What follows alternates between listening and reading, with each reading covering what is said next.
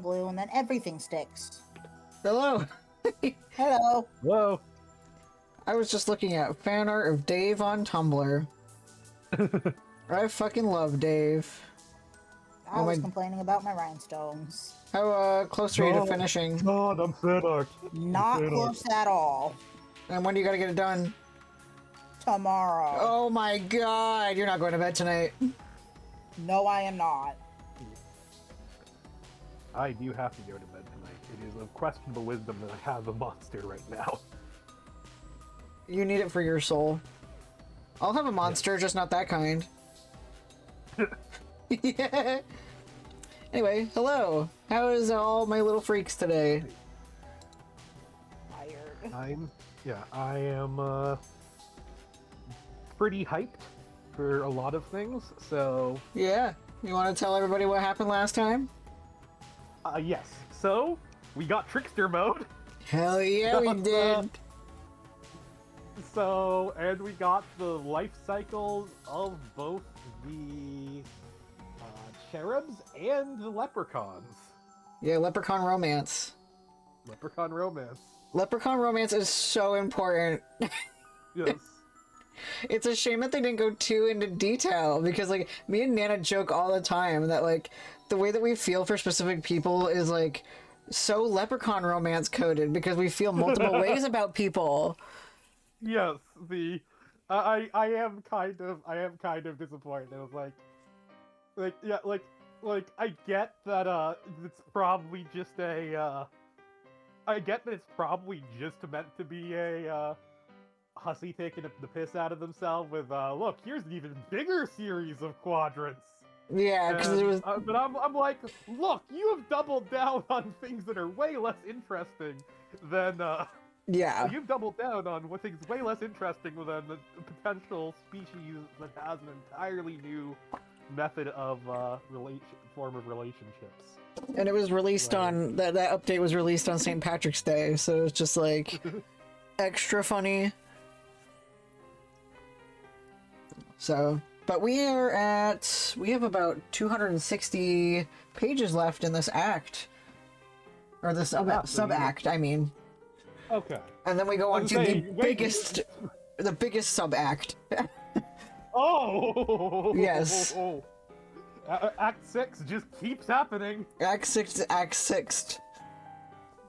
Because we're now around Act 6, Intermission 6. Yes. Alright, so... Are you curious to see what's going on with Terezi here? Yes I am. Alright.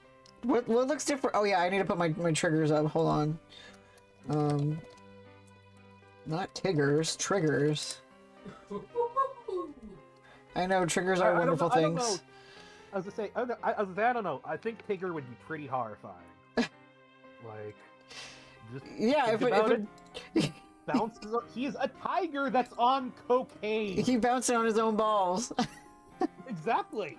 Triggers for Act 6 include ableism, toxic relationships, alcoholism, addiction, gaslighting, mild homophobia, fantasy racism, weapons, death, murder, blood, fictional gore, self-injury, sexism, and genocide. So what looks different about Terezi here? She looks like she's seen it. Think about it. Well, yes. Stating the obvious here, right? Yes. Alright, let's go to the next page and see. We got Carcat. And he's like, what the fuck? And here we have Terezi. Who? You know, Vriska's ancestor? The friendly one who tells long stories? Oh yeah, her. I don't know. I can't keep all these ghost names straight. Flip Tuna, Meowlin. Wasn't there a Carlos? Fuck it. They were all named Carlos as far as I'm concerned. Wait, except Mina. She was alright. A little forward, but whatever, this isn't the point. All I remember about my interactions with the circuit girl was getting cornered into these ludicrous monologues and then racking my brain for excuses to get the hell out of there. Yeah, well, I was a little more tactful than you and actually listened and let her talk me into something I shouldn't have. So she was just like, poof, and suddenly your eyes were better? Yes. What is she, some sort of magic fairy? Yes. That's kind of literally what she is. Oh, all right. I guess her story checks out then. Good for her. But this doesn't seem like you, Terezi. I mean, I didn't even think you wanted your eyes back.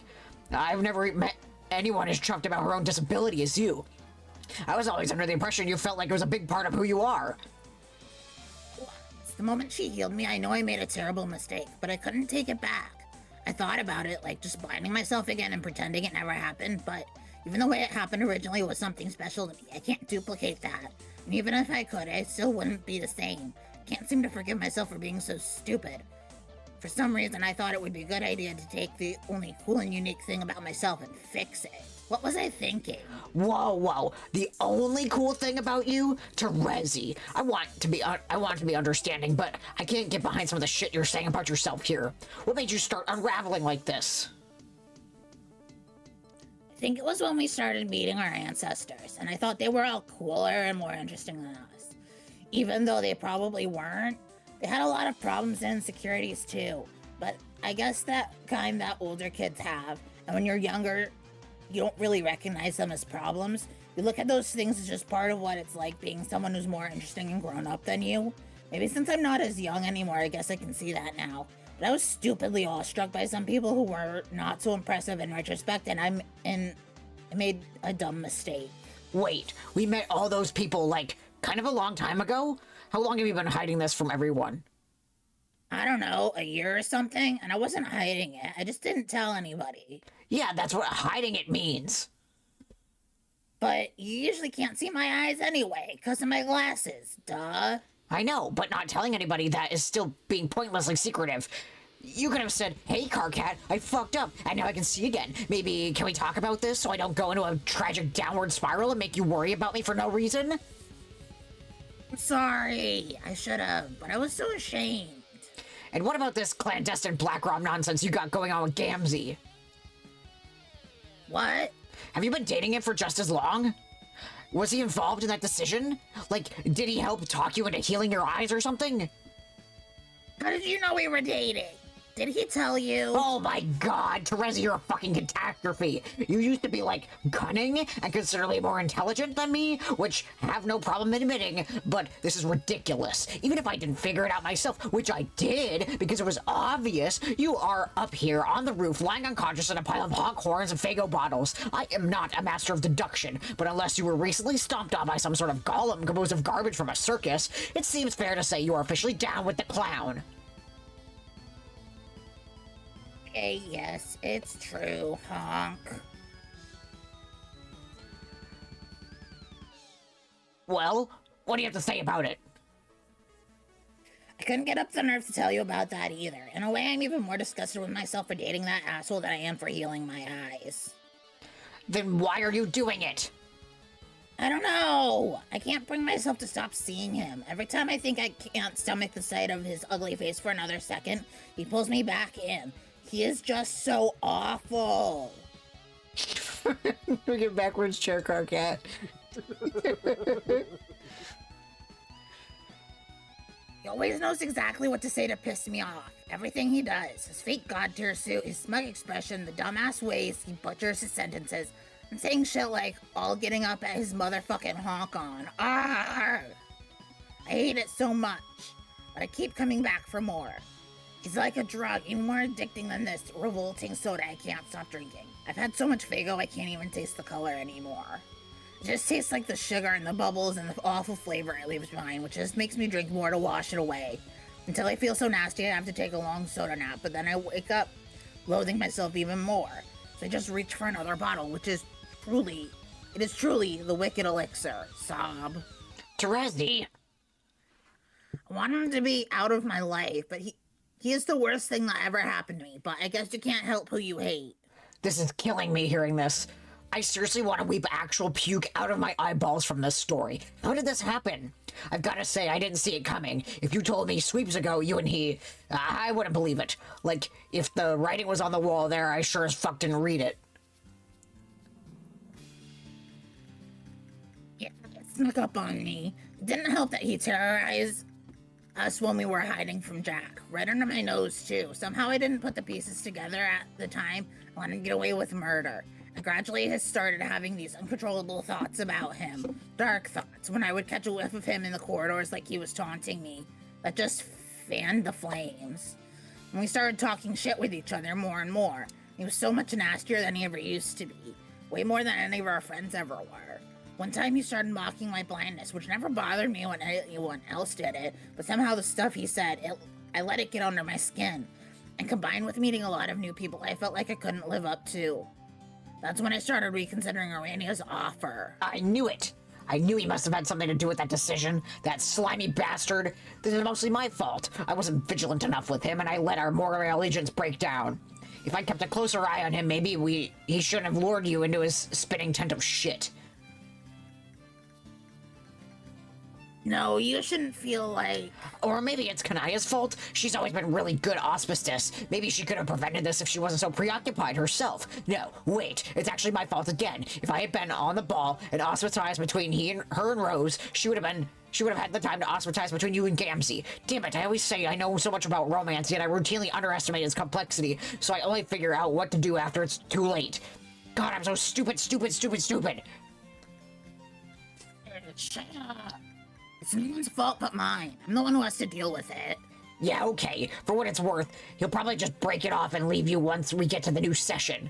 All his loyalties and priorities are totally warped now. I'm not sure he really cares about anymore. I'm not sure what he cares about anymore, but it sure isn't any of us. You think he will leave me? Yeah, I do. Sob. Whoa, what? Isn't that what you want? No, I'd be devastated if he just suddenly ditched me like that. Okay, help me out. You're confusing me here. I'd feel pathetic, and I guess a sick and terrible part of me doesn't want him to go. But if he does, I want it to be because I tell him it's over. Wow, alright. I guess that makes sense. Sorry, I'm just trying to be supportive here, but I'm not always sure what the right thing to say is. I'm doing my fucking best. This is complicated for me too. You're both my friends.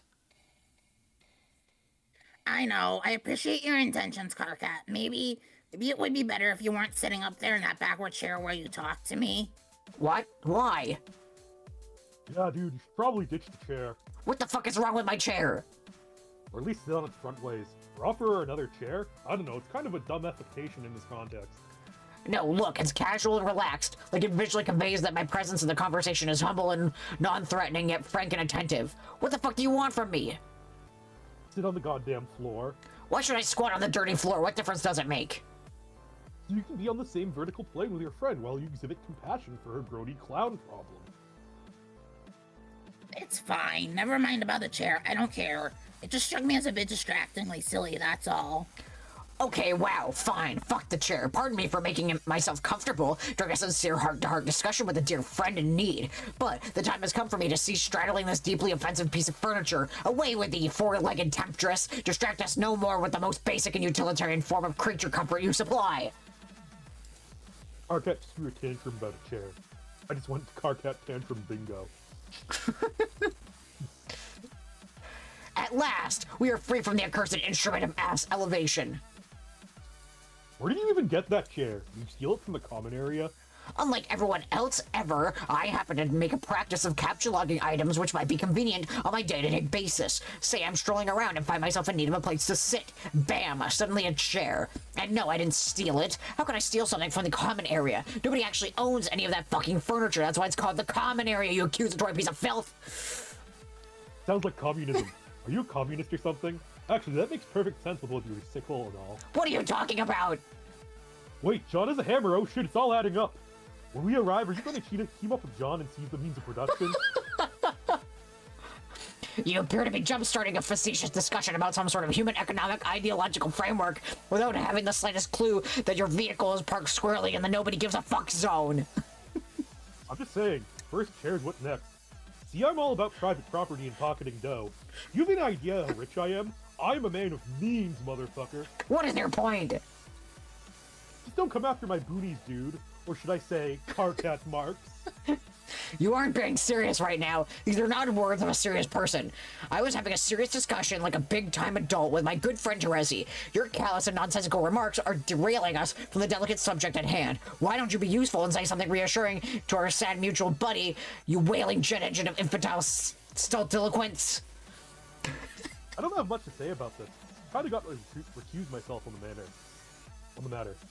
I'm all kinds of on record as being squicked out by the idea of hate relationships, so I got no point of reference for gauging when one is fucked up the way it's normal for trolls or if it's fucked up because it's actually fucked up and terrible. It's like some ex-alien boyfriend prime directive shit. I can't intervene because I don't know what I'm talking about. But you do, so I guess keep going. You were saying some pretty good stuff before I started riding your jock about chairs. Terezi, do you see what I have to deal with? Actually, I guess you can. You can now literally see what I have to deal with and experience all due empathy for the fact that I have a douche as a best friend. As I can see, this view from here is douche-tacular. Thank you. So that's it then? No advice at all, smart Alec? Why did I even bring you here for this intermission then? Intermission? Intervention, I mean. Sorry, I misspoke. Not an intervention either. My ghostly head's all beaming out of this crab for moral support, yo. I am in my homie's corner even if he is a massive socialist. Terezi, I think, can probably figure this out. She grew up alone and blind in a forest. I think she will manage to bounce out of her juggalo phase. But yeah, Terezi, you should at least quit the fucking soda. Yeah, okay. Okay? Yes, I'll stop. What, just like that?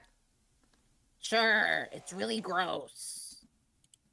I mean, Dave's one to talk, his text is red. Yeah. Also, like, I love that Carcat is trying to help, but he's making it all about himself. I think we're missing the point here. This isn't just about unhealthy obsession with a foul soft drink. It's about how you feel about yourself. You are barely functional right now. You can't even pick yourself off the floor and put on a pair of pants. Remember pants, Terezi? You used to love pants. Yeah, pants are pretty great. You used to be a lot of things, and all those things were good.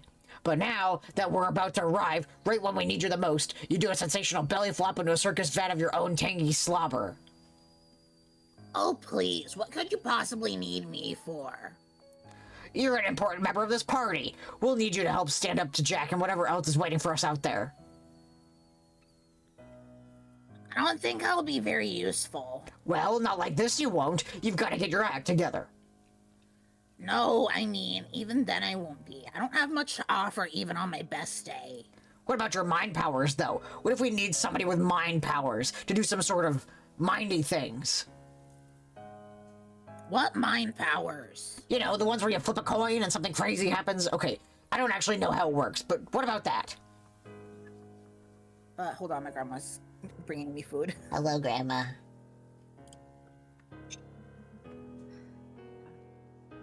Thank you, Grandma. Hi, Grandma. Bye, Grandma. Yay. My son, say hi. Hello.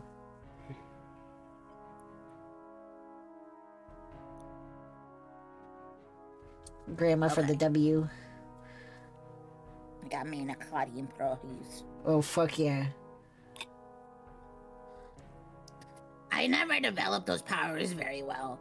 And it's been a long time since I even thought about them. I don't think they're very valuable, honestly. In fact, all they ever seemed to do was trick me into feeling like I knew what I was doing. They actually made me believe I was in control of other people's fates, not even to speak of my own. It was a really dangerous kind of delusion, and how it feels like the only heroic thing I ever did with those powers was use them to justify killing my friend. Huh? Oh, right. What's worse is, to this day, I'm still not even totally sure if it was necessary. I think I've lost the ability to tell if I'm being punished for what I did or if I'm punishing myself. Well, yeah. Of course it was necessary. Even if it wasn't the morally right choice or whatever, it was obviously something that had to happen. That's the cruel thing about Paradox Space. It systemically validates all your mistakes as necessary outcomes. Not even necessary for your own good or personal growth. It's always bigger than you. Like your errors and judgment are inseparable from the way reality has to unfold. So it never lets you forget about them. Because they were all critical to the big picture, and all your past flaws are like scars. Scars in space-time that never heal, and always serve to remind you that the perfect version of yourself you wished you could be can never exist, because the survival of everyone you care about depends on him not existing. know all that. It doesn't stop me from wondering. It's simple. If you hadn't killed her, you would have withered away in a doomed timeline. Yeah, and sometimes I wish I had. At this point, I think I would rather be the better person who made the right decision, even if it also meant being the one to fade away forever. Well, I wouldn't want that. Does that fucking matter to you? Does that factor to anywhere in your dreary existential equation? You probably think I'm crazy. Just as crazy as you think I am for dating Andy. See, but I really miss her. No, I don't think you're crazy for that. Yeah, if I ever saw her again, there's no way I could talk to her, so part of me hopes I never... Ow! Dave, you dick! What? Don't blame me. I can't control the crab. Notice that her toenails were painted purple. X6 intermission 5 intermission 3.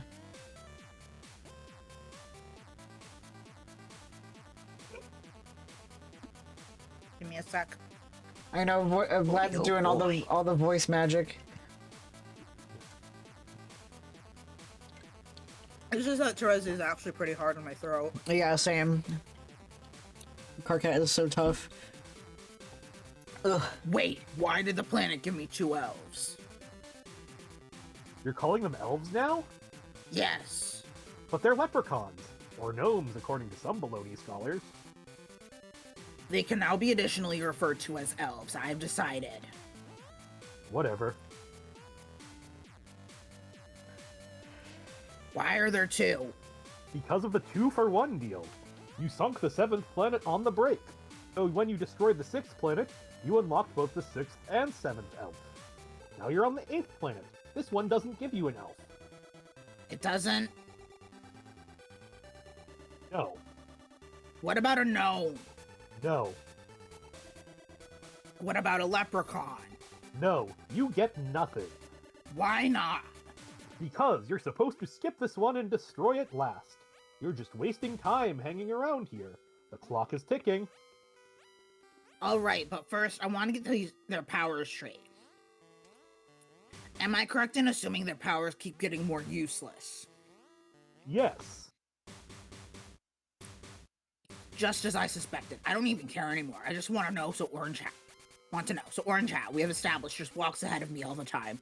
No matter far off he wanders and gets lost, I always seem to catch up with him. Yes.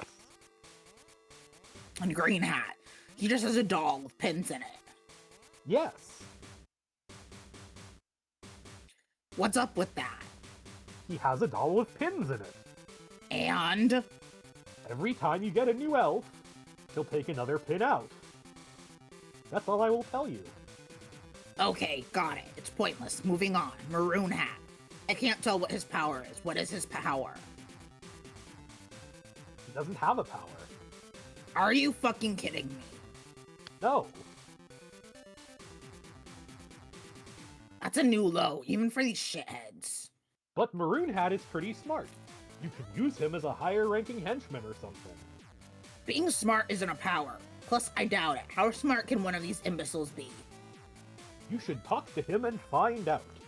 No. Come on, just a friendly little chat. Fine, I will have a word with him, very briefly. Okay. ... Hey, are you still talking to him? Wow, you guys are really going at it there. What the fuck could you be talking about for so long? This is getting ridiculous. Timer on the next cue ball bomb is ticking away. Okay, I'm back.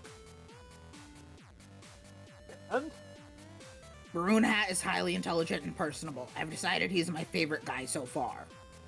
See? I told you.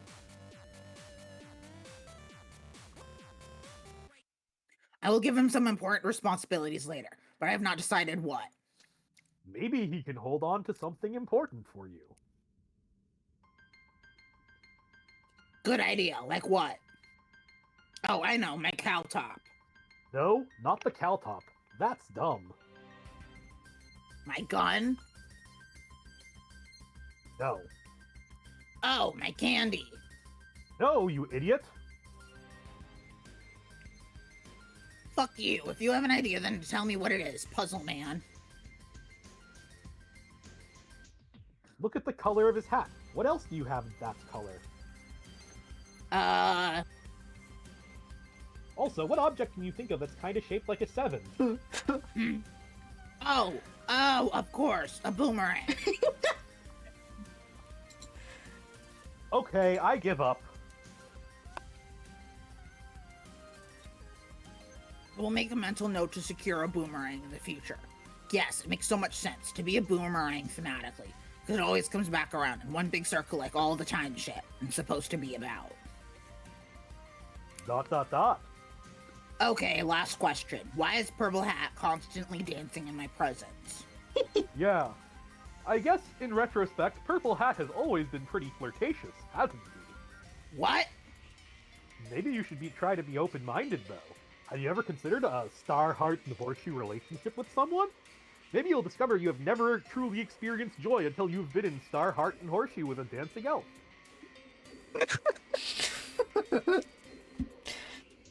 You can read the Caliborn, yeah. A Caliborn has spiked his Caltop on the ground in disgust. End of Act 6, Intermission 5, Intermission 3. We got more with the army there. Looks like they found a spot.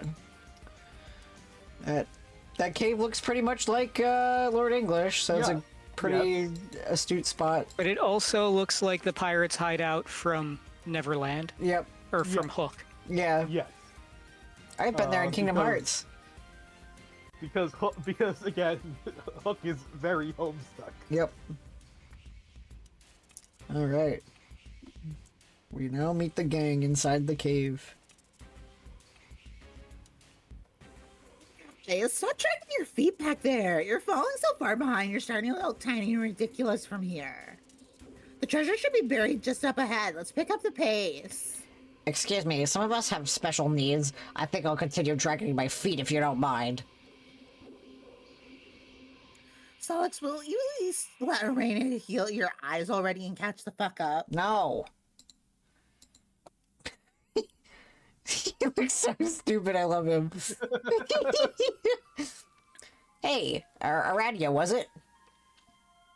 Yes. Can I ask you something? Okay. You seem reasonable and pretty nice. Yeah. So I'm wondering, how do you feel about all this? About what exactly? About what Vriska and her pirate buddies are doing? You mean searching for the weapon?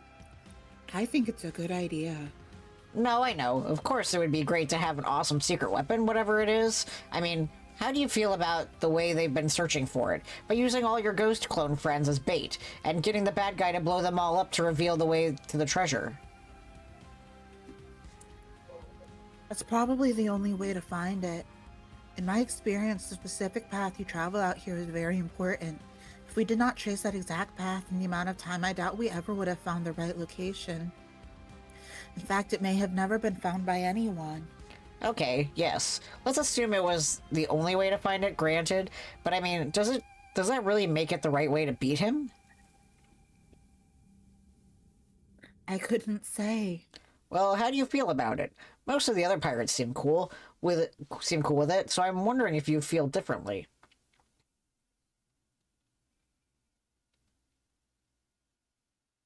It's probably necessary. They would have embarked on this voyage whether I'd come along or not, so I might as well join the fun. Isn't that what you did when you saw our ship? Sort of, but I didn't know what you were doing all doing yet. Yes, but once you found out, you continued journeying with us. Yeah, but I'm just hanging out here because I'm asleep. What else was I gonna do? Exactly.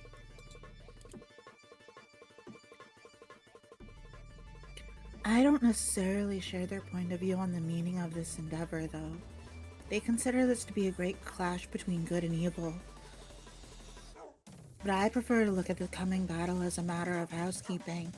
In the end, all the loops must be tidied up, even his.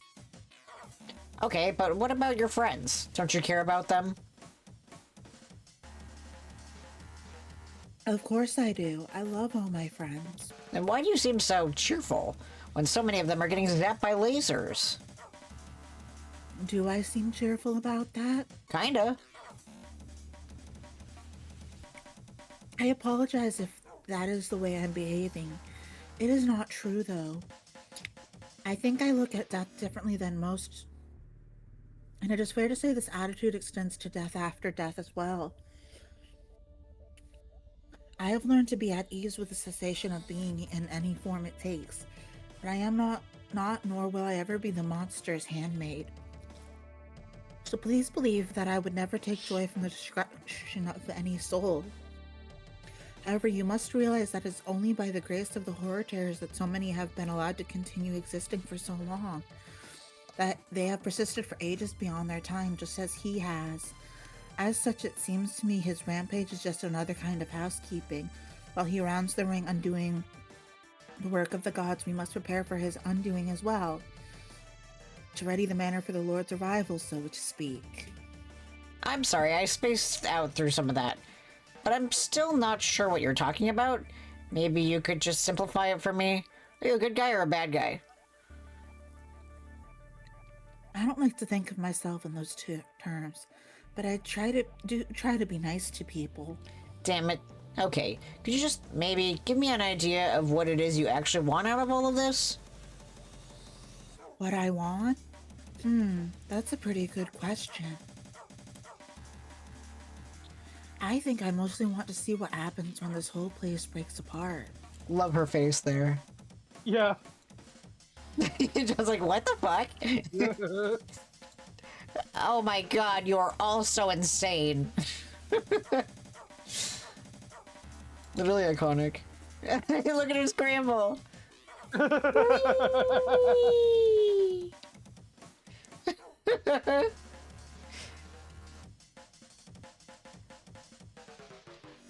Are you coming or what? Yes, please come.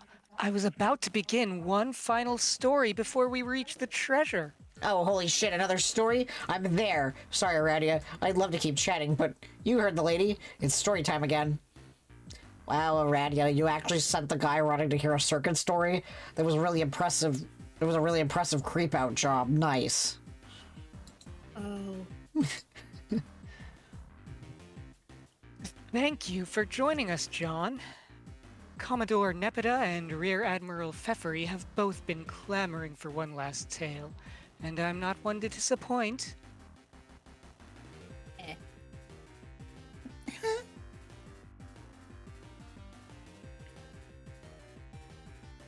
Clamoring, as in clams, text it.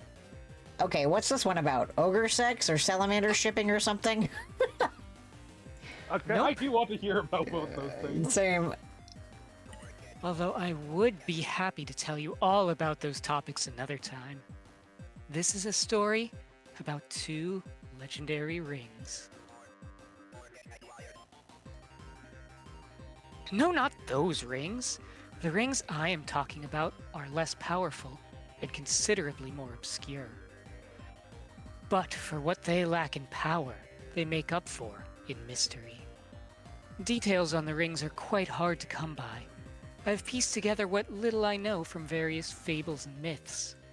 They occasionally make appearances in such stories, serving different purposes in each tale, and always called by different names. But in this story, they will be known as the Rings of Life and Void. I like all the no thoughts had empties of the troll. Yeah. Of all the trolls. I mean, yeah, I imagine hanging out with Arania that long kind of makes you that way. Yeah. The rings are said to look nearly identical, but their powers are quite different, as are their origins.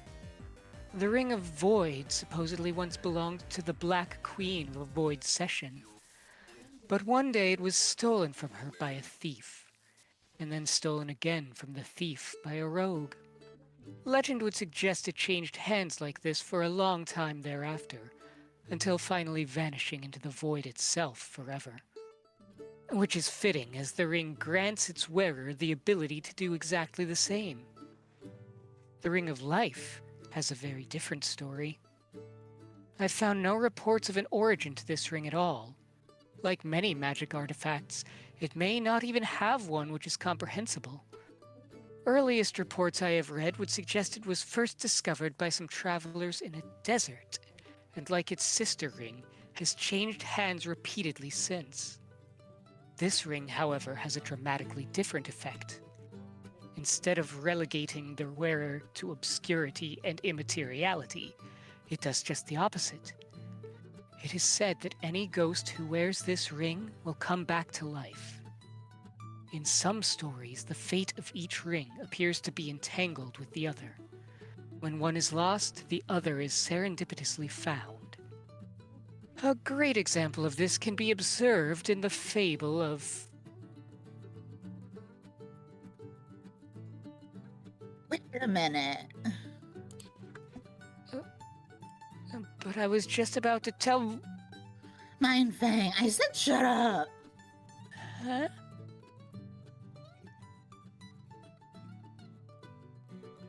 Wait. Now wait just a goddamn minute. Hold on. Are you telling me, seriously telling me, that ring? No. Just no. Back it up for just a silk spinning minute.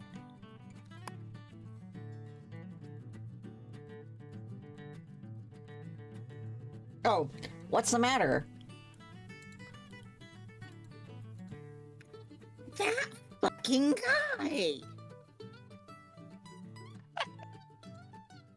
Are you kidding me? Are you kidding me? Slam pour. Ah!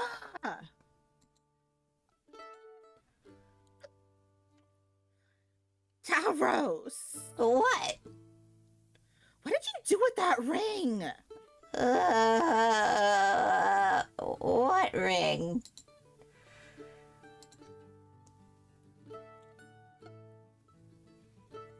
Don't play dumb with me. The ring you had. You know, the same one the orange guy tried to give me? I still don't know about this orange guy you mentioned sometimes. You talk about the orange guy, but in reality, he sounds probably fake. Like how you thought Rufio used to be me until facts proved he wasn't.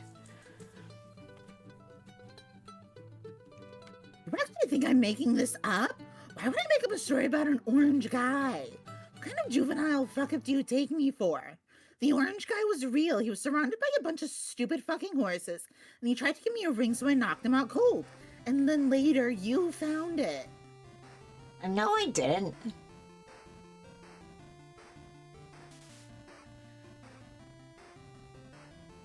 Yes, you did. Don't lie to me.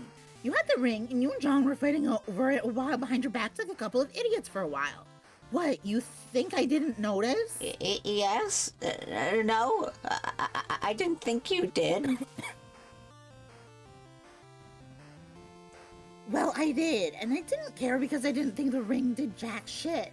Now that I know it does jack whole fucking lot, I would like to stop behaving like a disingenuous argumentative asshole and tell me where it is. I don't know where it is. It's gone.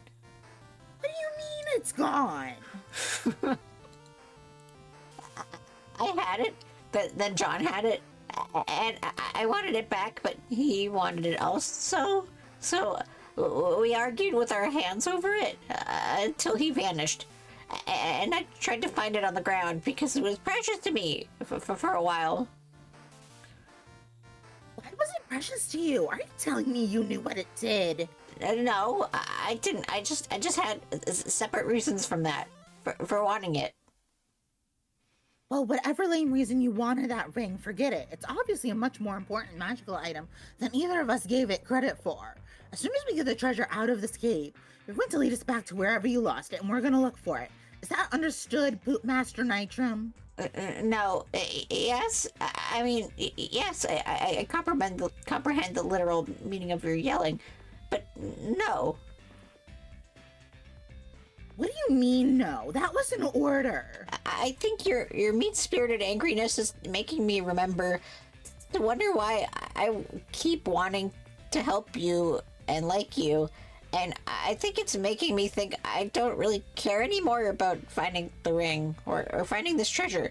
or help you do arguably evil things to ghost friends to get your objectives to happen.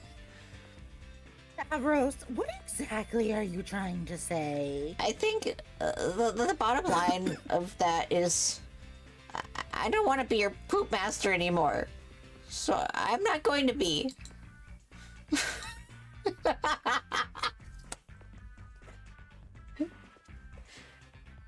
Where do you think you're going? Get back here. You can't just fly away from me like that. Oh, but I can. You forgot about my secret weapon. Behold, the self-esteems. Self-esteem's my ass. I said get back here. If you go out there alone, you're going to die, you pathetic piece of shit. I'll take my chances, you jerk. Yes. Fly, pupa, fly! Oh, yes! He's so clever! How I referenced what were once scornful remarks directed at me! So sick! So sick! We can all hear you whispering from down here, shit for brains. Hey, Tavros, wait up. I think I'm coming with you.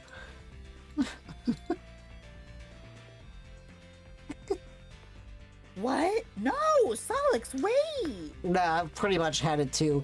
I can't believe I went along with this for as long as I did, so yeah. I'll be fucked 2 ways from Perig's Eve before I let Tavros upstage me in the backbone department. Alrighty, I'm sorry, I can't be part of this anymore. It's just making me feel dirty. Understand, Solix. Let's catch up again later, hopefully when this is all over. Yeah. Oh, Fefri and Nepra will be coming with me too. What? No, they fucking won't. Yes, they will, they just told me. I didn't hear them say shit. They both gave a meaningful glances, like as if to say, "Oh yeah, let's bounce." You're blind. How could you see a meaningful glance? Instead of underestimating the perspicacity of sensory impaired, why don't you bite me?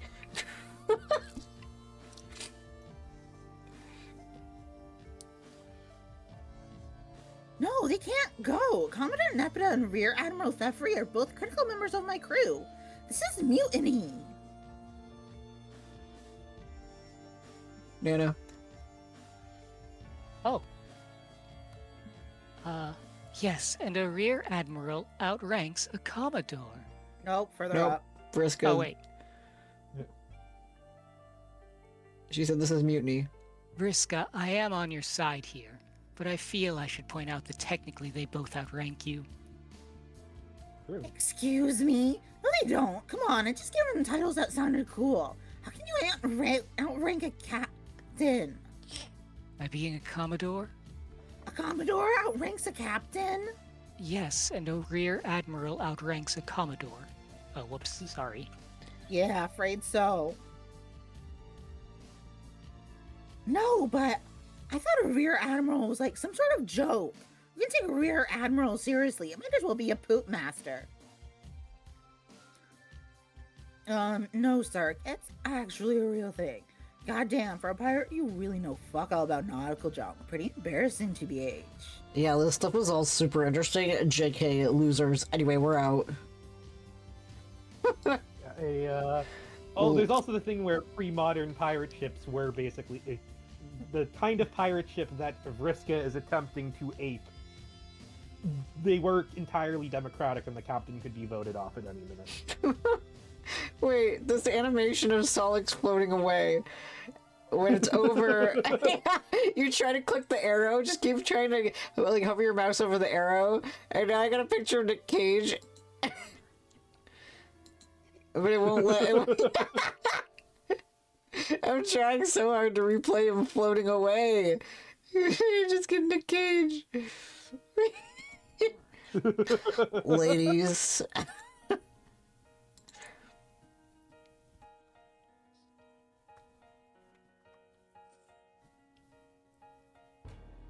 Riddance, you backstabbing ingrates. I think Lord English eats you all. Hey, Vriska. What? Actually, you know that ring? What about it? I have it now. You do? Where? Let me see it. No, I mean, not on me. I guess I wasn't wearing it when I fell asleep. It seems to have the power to come with me in and out of my dreams as long as I'm wearing it. That's how I got it in the first place. I had it on when I woke up.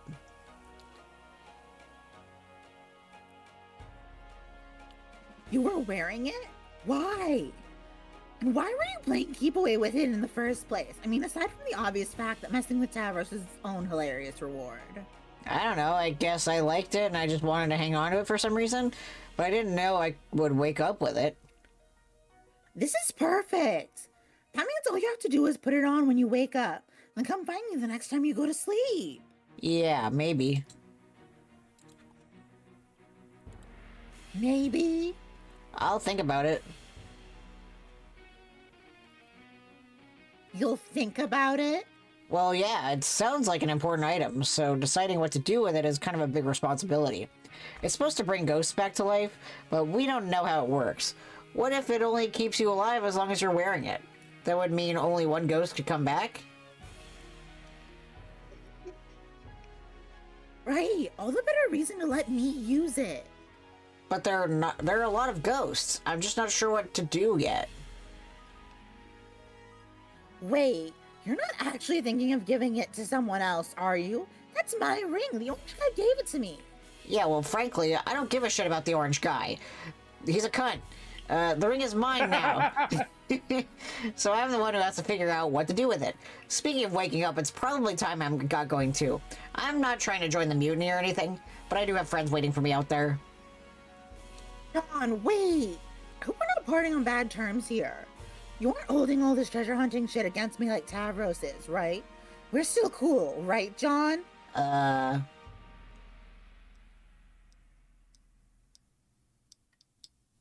If you have to leave, I get that. But I really want us to stay friends. I always felt like we had a special bond, John. Like we're both always in the position of having to take charge as leaders, even if we never asked for that responsibility. And I don't want to pressure you into anything, but I would really appreciate if you at least think about me next time you take a nap with that ring on. It's fine, we can stay friends. I don't really like to make enemies with people, even if they're... Even if they're what? Vriska, I have to be honest. Look at his fingers. Vriska, I have to be honest. Years ago when we first talked, it was a lot of fun to get to know you, and I admit I thought about you a lot since then, but I guess I never quite realized how little I actually understood you. During this crazy treasure quest, I tried to reserve judgment, like maybe it was just a troll thing I didn't get, but seeing how those other guys felt about it, I think it's more complicated than that. Obviously not all trolls are like you, and I know I'm not.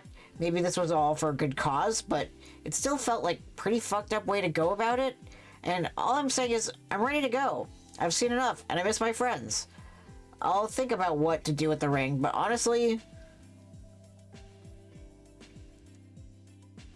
Honestly, what? Again, I'm just keeping it real, but if I am really thinking hard about who I should bring back to life, I don't know if my conscience can justify bringing back someone so dangerous.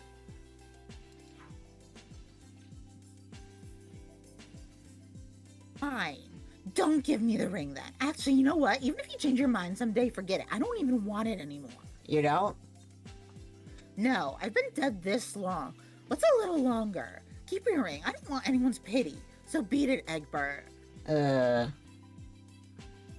Well... Huh? John, I thought you were leaving. Oh, right. I guess I'll be... What are you, a fucking idiot? Don't go yet. What? Look, you made yourself perfectly clear. You think I'm a heartless monster, and you don't want me to help me out. Whatever. But are you seriously going to check out of this dream like 2 minutes before you see what the treasure is? Holy crap, dude. Where is your sense of curiosity?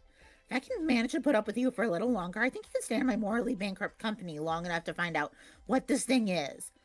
Why am I the only person in Paradox Space who actually thinks? Oh, sure. I guess I'll go a little further and check out the treasure. You're right, it would be dumb not to. Good.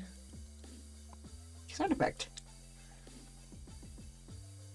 party's over, folks. The pirate playtime Willer Jamboree was fun while it lasted. But it's time to get serious.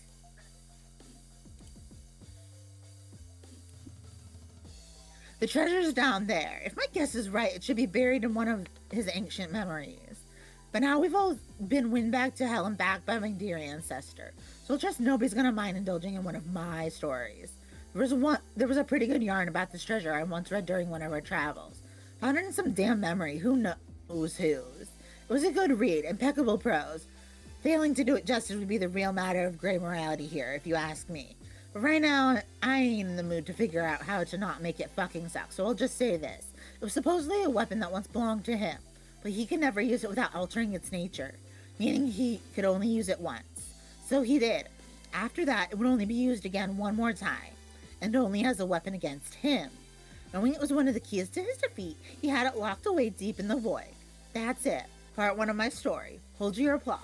Guess we'll find out if that's true, or if it turns out all my despicable shit was in vain. Awesome picture. Not that it would even matter to some people. You know, they can say whatever they want about me. But somewhere out there is a shimmering new universe growing out in a big ball of water. He's looking hells of majestic, amphibious, and resplendent. His glorious croak would bring you to your knees. That universe is going to give billions of trillions of zillions of cute little aliens. You wouldn't even believe how pretty and wonderful and happy all these aliens will be. It's making your lips tremble just thinking about them and how worth saving they are. Wow. You could walk up to one of those aliens and put your hand on its innocent shoulder. With a straight face, you can say, "Sorry to break it to you, but tomorrow a guy named Lord English is going to destroy your universe. You are all going to die." And when that alien looks up at you with tears in its eyes, just before the first one rolls down its weird alien cheek, you lean in close to its absurd alien ear and whisper, "Psych." That's because you know a long time ago, in an obscure pocket of reality, the alien could never understand or give a shit about some crazy girl sacrificed the lives of a bunch of ghosts in order to kill that guy forever. They were already a million sweeps past their prime, existing on borrowed time, luxuriating in a kind of bizarre metaphysical longevity few others will ever enjoy. Just a fresh batch of bait the squid gods kept on ice for insatiable fishermen because they were sick of being hunted themselves. These ghosts were all that stood in the way of the end to this eternal holocaust, and sparing their souls ain't different in my view from personally committing atrocities on a cosmic fucking scale. I only ever wanted to do the right thing no matter how it made people judge me. I don't need a magic ring to do that. You don't have to be alive to make yourself relevant. You don't have to be a good person to be a hero. You just have to know who you are and stay true to that. So I'm going to keep fighting for the people the only way I ever knew how. So cool. By being me. She's so hardcore. All right, keep having fun, Vlad. You're the backbone of the stream today. Oh, God. I'm not getting this rhinestoning done.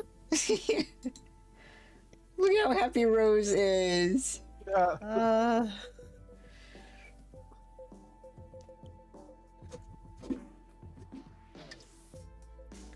Rose, are you willfully ignoring my trail of finished crumbs? I set them quietly in sequence to convey one of your human pregnant pauses before speaking. The pause was human expecting in the same sense that I'm expecting an explanation for your present conduct. We were to meet the others on the roof by now. Kanaya, what's with this pregnancy shit? Are you trying to tell me something? I'm trying to tell you that we are on the verge of reaching our destination. Here I find you doing... What are you doing exactly? My civic duty. I have been deputized by the mayor as Assistant Chief Deputy of City Planning and Preservation. What? Kanaya, I am swamped in red tape here, so do you think you could please return what? No, I am not so busy, thanks. Either that or file out a requisition form with the zoning bureau. You have been drinking your soporifics in excess again. Rose, this is terrible. No, what would be terrible would be to bid farewell to this mutor before my critical administrative work is complete. No, but really, what are you doing here in this tiny simulated village? Are you writing numbers on all of these nutrition cylinders? Laugh. God, I just love troll words for things. Yes, you have mentioned this. Nutrition cylinders. That's a good one. I forgot about that one. Maybe cylinders isn't stilted enough though. What about tall circles? Tall circles. Tall circles. No, that sucks. Answer my question, please. Why are you numbering the cans? I'm documenting their original location so that we may relocate the city faithfully to our new home, wherever that may be. You want to relocate the city now? This is such a foolish use of your time. Sound effects. So wasted. Rolls eyes. Oh, but you could not be further from the truth. The preservation of Kandan has tremendous symbolic importance. We are all that's left of our respective races, Kanae. We are the light of civilization. It is our responsibility to carry the torch through the abyss whilst keeping it lit and set it upon the hearth of the new world. I think the torch is not all you have managed to keep lit.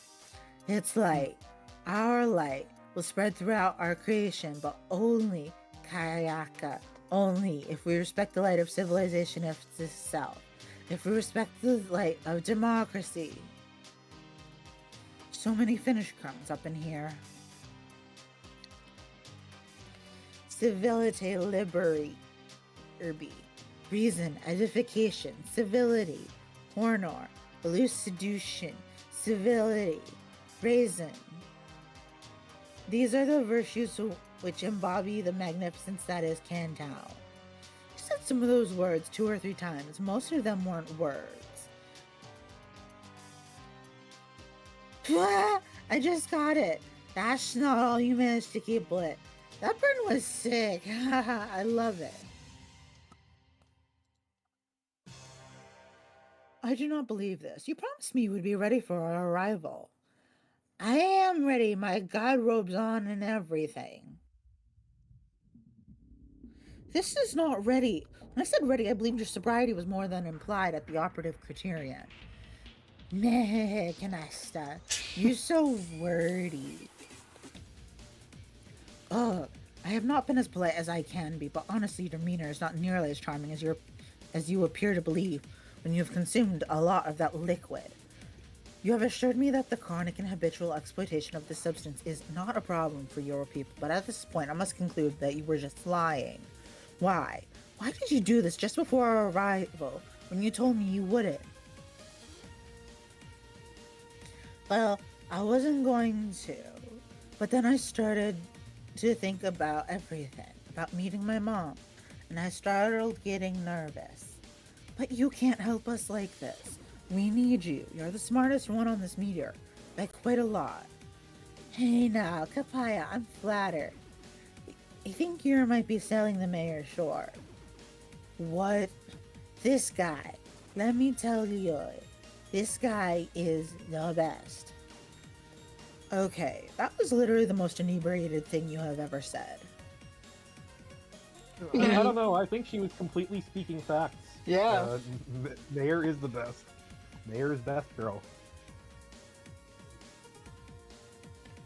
No, but Karkaya, the mayor, I'm telling you, the fucking mayor. What a friend. You are not actually suggesting the simple creature dressed in rags is your intellectual superior. And if I am, how would one even draw this conclusion? He does not speak. Oh, he has ways of letting his thoughts be known. He hates his ways. He does not have his ways. He likes cans and little pretend cities and is rather adorable. And that is pretty much all there is to say about the mayor. Please do not distract from important issues with talk of fake mayors. What issues? My indiscretion with alcohol? or something else. I am sensing we are tiptoeing around a mixed bag of delicate subjects. Let's talk about them. This is not a hypothetical exercise in your earth psychiatrics. You made a promise to me and you did not keep it. Yes, you were usually very smart and all we need. And we all need you. But more importantly, I need you. Don't you remember? You said you would help me resurrect my species. I still don't know how I'm going to acquire a new matriorb. How are we supposed to solve that problem when your think pen is addled so? Kamaya, why don't we go easy on the shout pulls? I told you, relax about the mitra, Bob. Have some faith in us that we're going to make everything work out. I have a very good feeling it will all be fine. That is not reassuring coming from you like this. I often can't tell even at your most lucid if you put too much trust in your searing abilities. But when you say such things while obscured by these toxins, you sound outright delusional. You stumble around this lab in such high spirits, which makes it impossible to broach the subject from the standpoint of mutual agreement that your behavior is a problem. But if I'm always happy then, why is it a problem? Arg, you see? I'm not following. I would like to. Wait, am I? Have I been being a bitch to you without realizing? Oh no. No, not exactly. We've already explained. You've severely hobbled your intellect and your efficacy. The objectives you prioritize have become ridiculous. You've now just decided to draw a map of a false metropolis. Others have suffered as well. Whatever happened to your concern for Terezi and Gamzee? Were all my lessons in auspicism for nothing? I've tried, Kakaka. Well, auspicism, or whatever, is actually really hard. I know it's hard. It's supposed to be hard. And my name is not Kakaka. Whoops, I'm sorry, Yakaya, Kayolo, Papaya. Shit, the name is so lovely. Why can't I say it?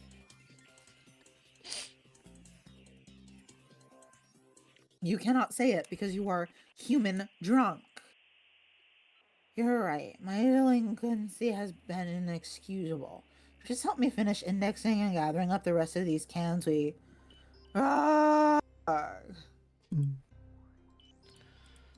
Sound effect. The Bubbles von Salmancer Memorial Library.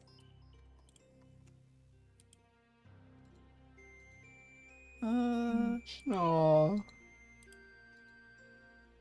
Are you going to break up with me? Aww.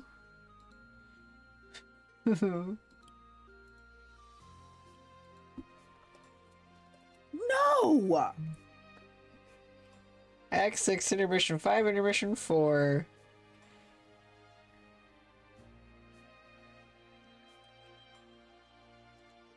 I need more answers, very quickly.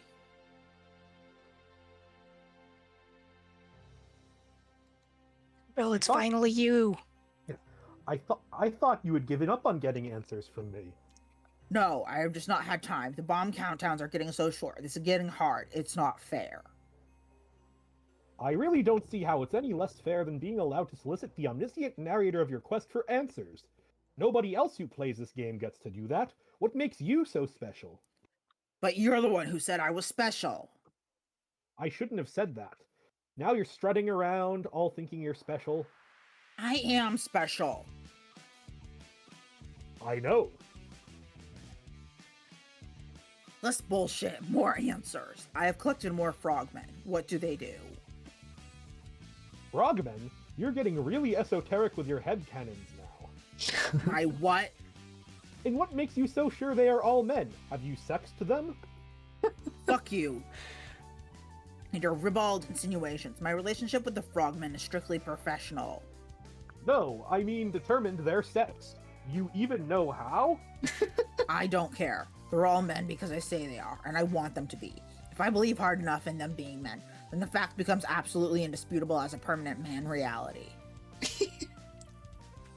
There are a lot of people in fandom who be like that, but usually I find they say everyone are women. That's how the Pocopia fandom is right now. It's awful. It does?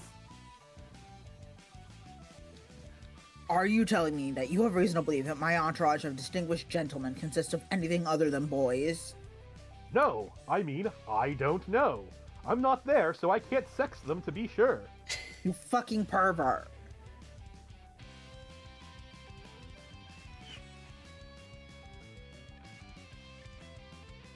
Go ahead, Orville. Oh. That's not what sexting means, you little shit. I'd like to change the topic, away from the lust you are feeling for my handsome frogman. I've been staying some stripe hats. Yellow stripe hat, blue stripe hat, red stripe hat. What do they do? Why do you always want me to spoil stuff for you? Why can't you be at least a little scientifically inquisitive and find out what they can do yourself? Have you tried injuring Blue Stripe Hat yet? No, why would I hurt him? He's my loyal minion, albeit one who is overweight and apparently useless. Anyway, I don't have time for science. Just tell me. Fine. Blue Stripe Hat randomly time travels somewhere if you injure him. Red Stripe Hat can also travel through time, but only using fire as a gateway. Yellow Stripe Hat is a tailor. A tailor. Yes, a damn good one, too. You skipped Vlad's That's line. not a power, it's more like a fucking hobby, which has no value to me whatsoever. If you want to be a big shot time traveler, you're going to need a good tailor. Everyone knows that. No, makes no sense. What if someday you get some sweet new threads? Who will maintain your wardrobe for you? Do you think you'll wear that t-shirt and those stupid suspenders all your life? I will never stop wearing my awesome suspenders. No one can make me, not even my tailor. Whatever you say. You're wasting time again. Better hurry up and conquer this planet so you can find eggs. What? Whoops, I mean Purple Stripe Hat. Forget I called him that. Oh, yes. I'm really looking forward to these next few guys. I have a feeling the farther I go, the more useful and exciting the frogmen are starting to be. You won't be disappointed. We got sound, end of Act 6, Intermission 5, Intermission 4.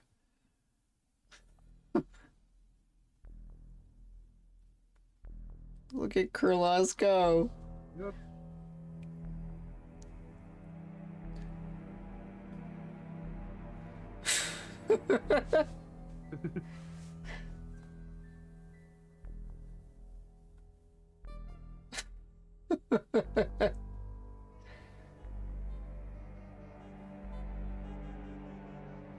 I love the song used to be actually terrifying when we Yeah. were playing as Nepeta, and now it's just funny.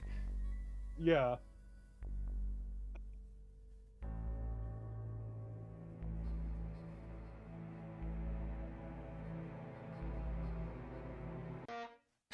Isn't sad face.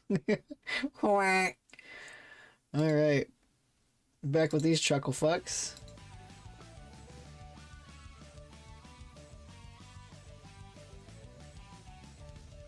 I'm so sorry, Vlad. Blue guy. Me?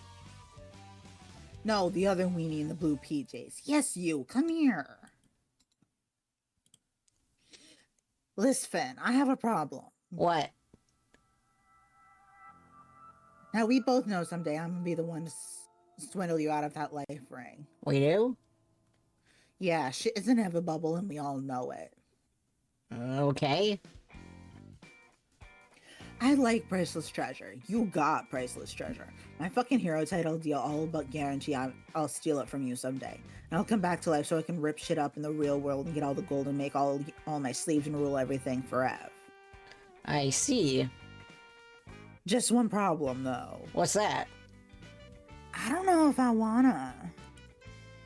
Alright. Then I guess that settles that. No, but you don't understand. If I ganked your ring and put it on, and became not a ghost and an enemy more, I had to hit the road and conquer stuff, I would miss my friends. Then, don't. No, Blue Boy, you aren't listening. I can't even handle it. Think about ditching my fronds. You mean so much to me since I've been dead. You feel me, Blue Dweeb? Yes. My friends mean a lot to me, too. The Circuit Twins, they just blow. Look at them. So disgustingly adorbs together, all liking each other and being like each other in junk. I don't think I could take it. I ain't ready to say fair shell. Arania's all like, learning to be unscrupulous. Never thought the girl had it in her. Makes me so glove and proud. Her stories blow hole, but I still love listening. Don't tell her I said so, but I like hearing her so happy, like she is just so damn pleased to hear herself yak about dumb stuff. On the other flipper, I legit love Vriska's stories. They are so punchy and hammy as fuck. Girl thinks she in the movies or something now. We had our diffs at first, but really, she's so badass. I wish my old pals could have been half the give no fucks boss she is. All I ever wanted from my posse was some Moby I could thug it with. I mean, without being a psycho batshit skank.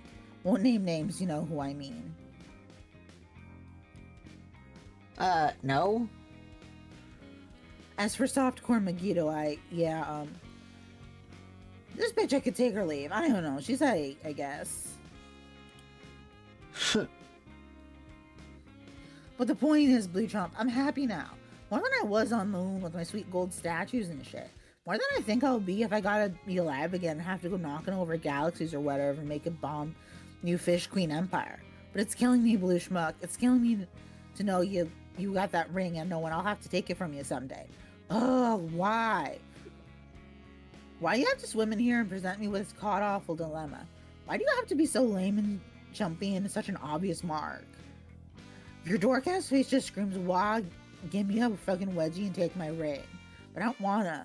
And I think I gotta, cause I mean, obviously, obviously it's mine. Just why? Why? Okay, geez, I promise, no matter what, I won't let you have the ring. I'll hide it or something, or better yet, I'll just give it to someone else before you get the chance to steal it. How does that sound? Thank you. I love everyone's faces in this Oh, part. yes. A lot of Act 6 is like Hussey got so much better at drawing, and you can tell. Yeah. All right, another sound page.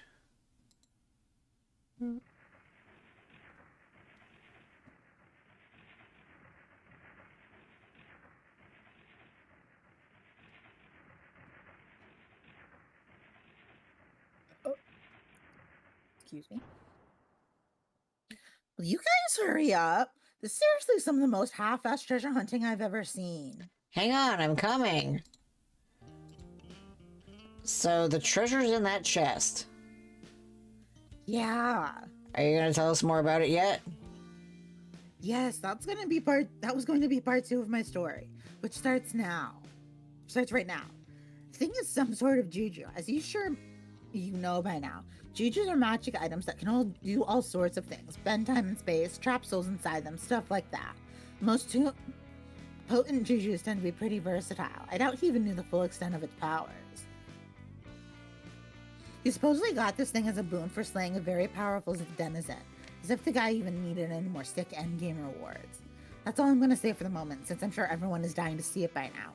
Only complete asshole would make us wait any longer to get a look at this thing. I know, the next Foreshadowing. page is... Yeah, the next page will not let us look at it. 100%. Yep. And with Vriska's sassy flourish of dramatic irony, it suddenly becomes evident to anyone with a brain that we aren't going to see what the treasure is for hundreds, if not thousands of pages. It just keeps happening, bro. Yeah. Also, it looks like this was this was 1 day away. This is 1 day away from being exactly 13 years ago. It looks like, if I'm reading the date correctly. Yeah. 13 years ago from today. Holy shit. Wait, not 13. Yeah, what? Oh, God. Oh. Oh my God, I'm old. Yeah. Oh my God. Can you Hold- believe it's almost been a year?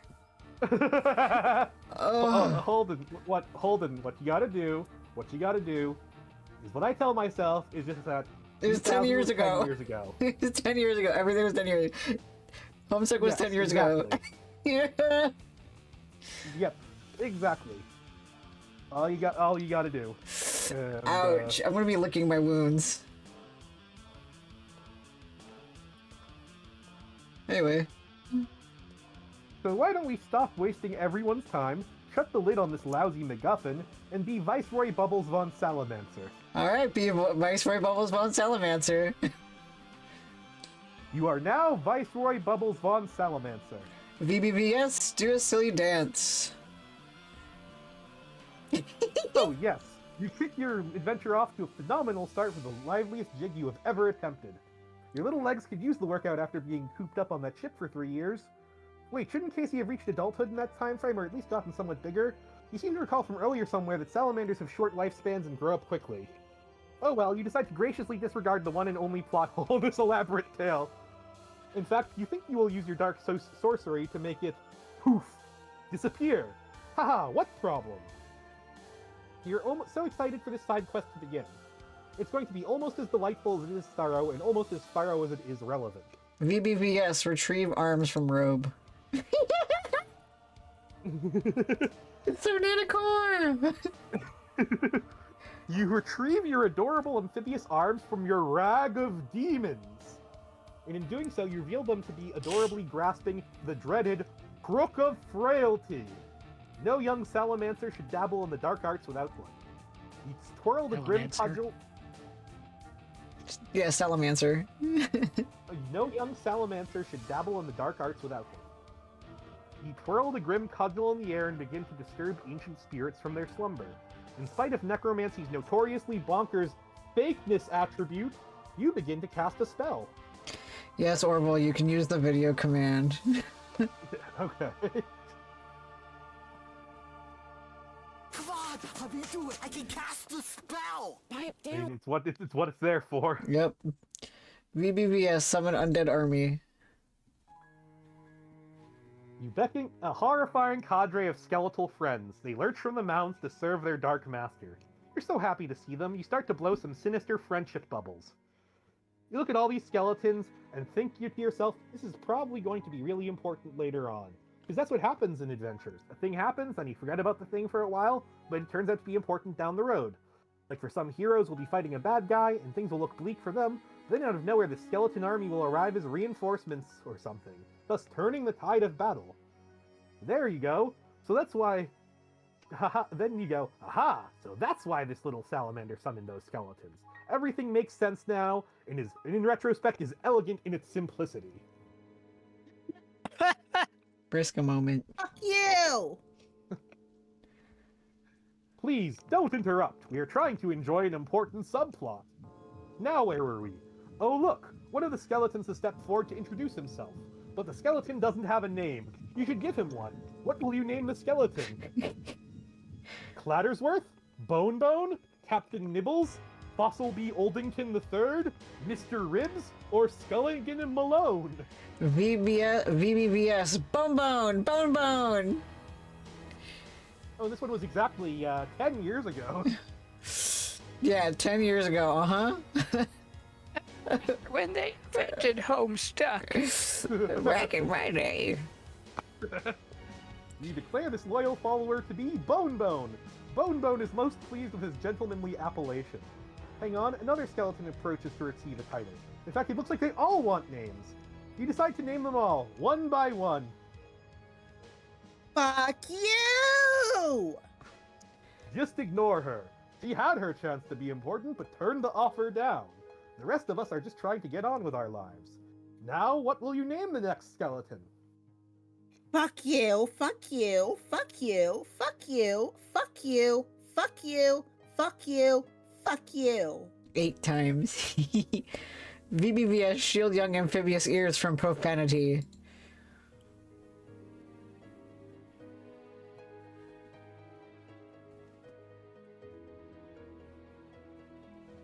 Oh no. Oh fuck no. We're going to look at what's in this chest right now. Do you hear me, you fuck? I didn't scrape and claw my way back to relevance for this shit. I'm doing something fucking important. When I do something fucking important, everybody better damn well pay attention to me. What? You don't think I'm onto you by now, as if I can't sense when some sort of bullfuckery is afoot? You don't think I'm wise to your fucking games? Who's she talking to? Go ahead, try and fuck with us some more. Make my day, you piece of shit.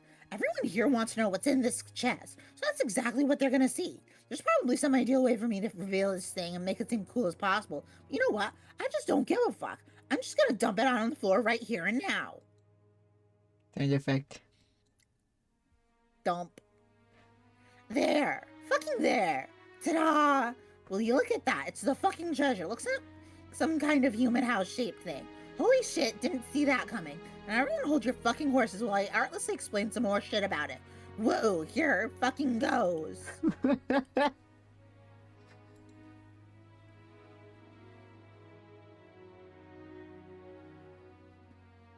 After the guy used it that one time, it became totally intangible.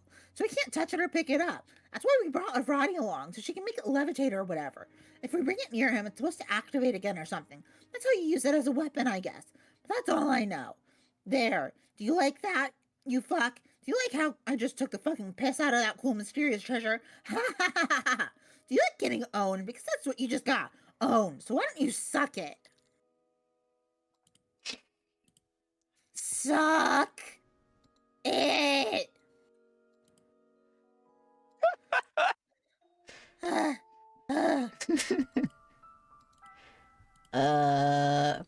I feel like the talking flower going, so that just happened. Oh, man.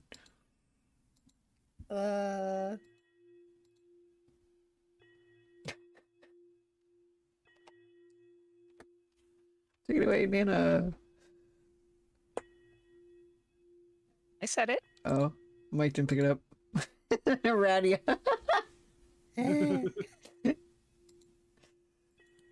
Okay, I'm not sure what that crazy outburst was about. I think I'll just let that one go. But you say this little house thing is intangible? Yes. So I can't touch it. Yeah, I'm pretty sure that's what intangible means. What happens if I try? I don't know if I would do that if I were you. I'm not too worried. This is just my dream hologram self or some nonsense. How many times have Mina stabbed me with her fork? Not enough, Blue Stooge. Not enough by a nautical mile. And I always wake up fine. It's not just about you, John. This is a very powerful juju. You'd be messing with some forces we don't fully understand. Sounds like a dare to me. Oh my god. All right, whatever. I'll be fucked if I'm suddenly going to be the lone voice of prudence and sound judgment in our badass pirate club. If you really want to plunge your fist through some sort of horror in reality, then be my guest. So it's like, kind of like a portal, huh? Yep. Sound effect. Poke. Ouch!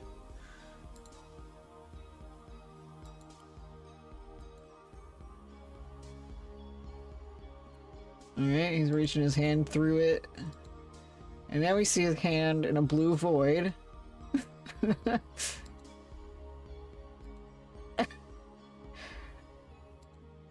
the Homestuck logo. Yep. And then the one below that. Where is it in this picture? The poster. Oh, in the Mac and Me poster. Okay. And then there it is under Rose's house. There it is in the room with the Midnight Crew fighting. There it is coming out of the painting in Dad's office. There it is when the pogo stick is getting bounced. There it is coming out of the floor of the mayor's pod. There it is in the floating space of Jade's hologram computer. There it is when the exiles are throwing post boxes out the side of their ship.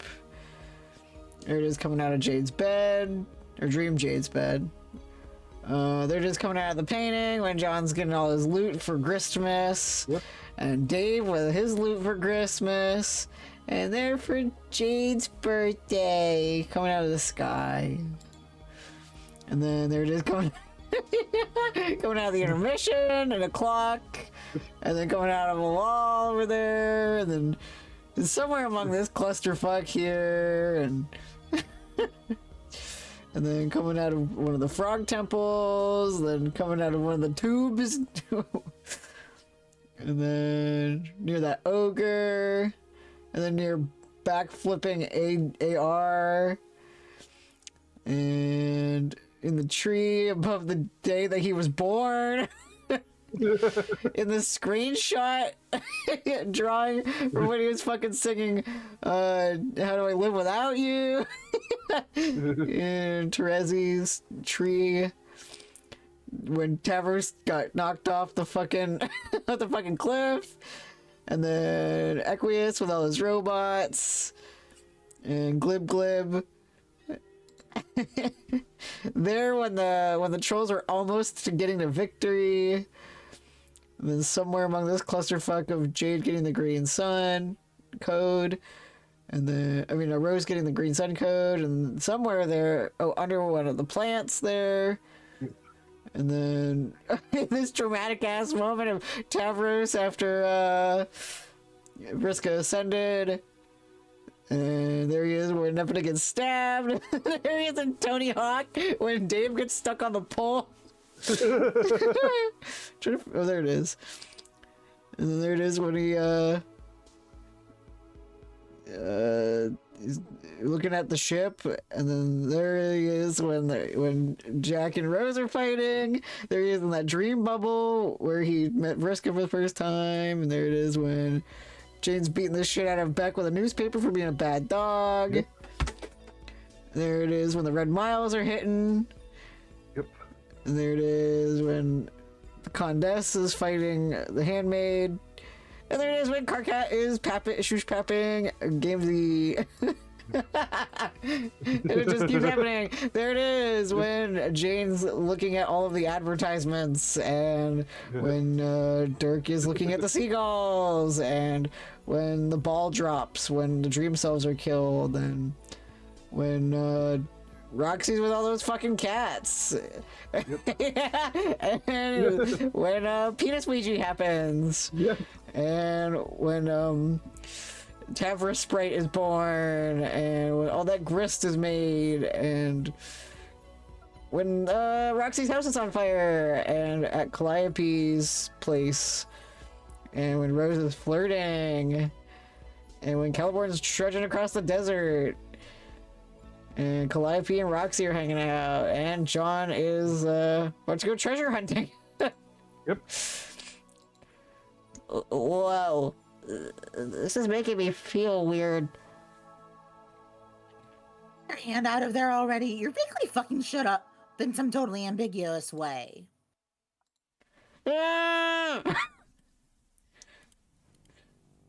John!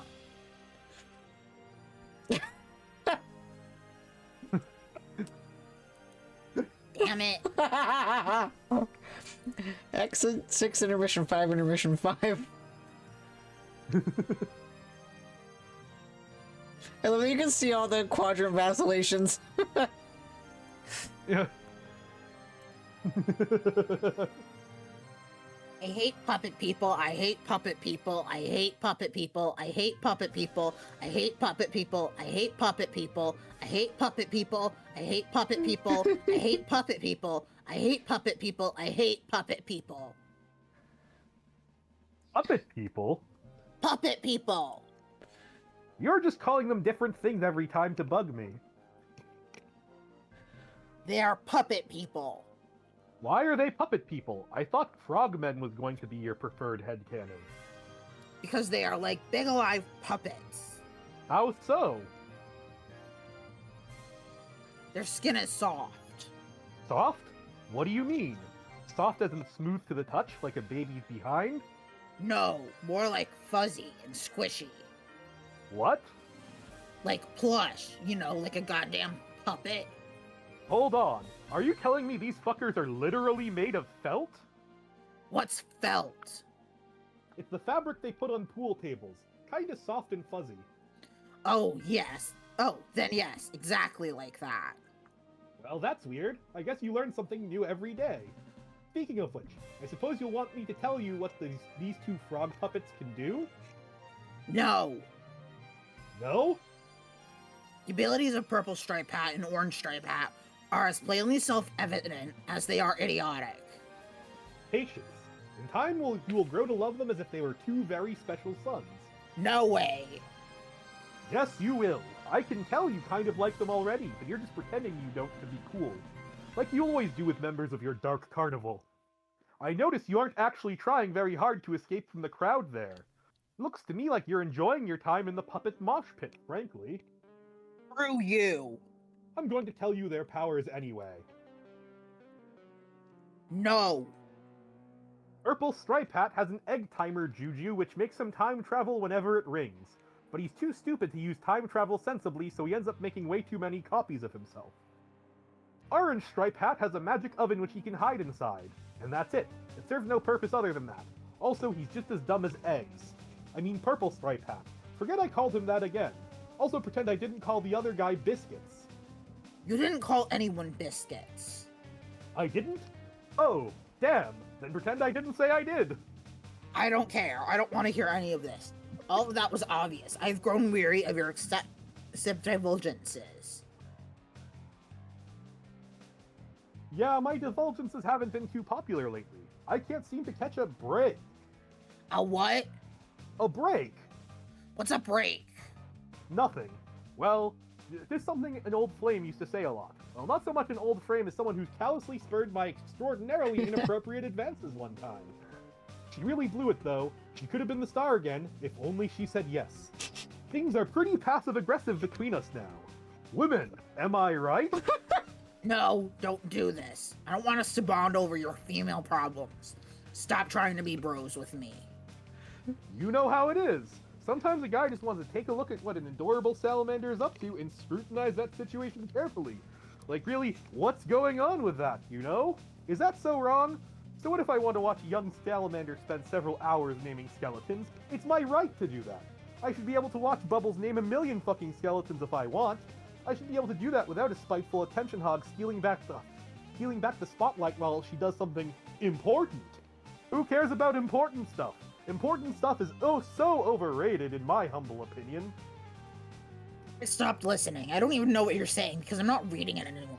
You can go ahead and babble all you want about meaningless trash. I've totally checked out of this conversation, so bye.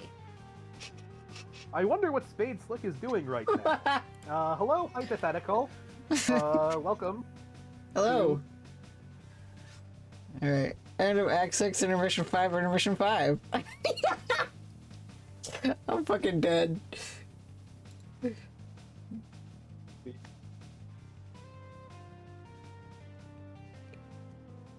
Yeah, I'm doing my best. If anybody's losing anything, it's Orville. Yes, I am. Yes, I am the one who is. I am the one who was never exposed to Homestuck prior to this. Yeah, you're getting your I am Homestuck cherry becoming popped. Yes.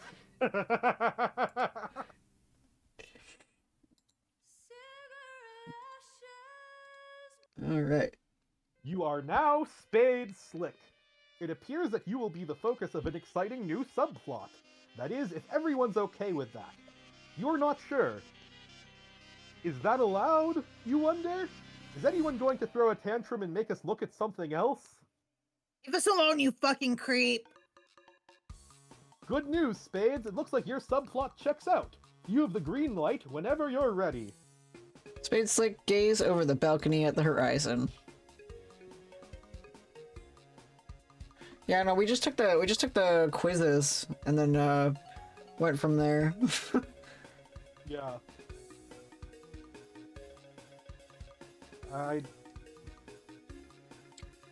Vlad explained it to me once and I was just like, oh, okay. Yeah. I honestly didn't pay attention when you sent me the paragraph. I was like, okay. I read it and I didn't synthesize anything. Healing via That's okay. unrelevancy would obviously be like comic book death, where characters just get better off screen. That makes sense. Like that's how I would that would be my guess at least. That so basically I have the power to bring back anyone as long as they died off screen.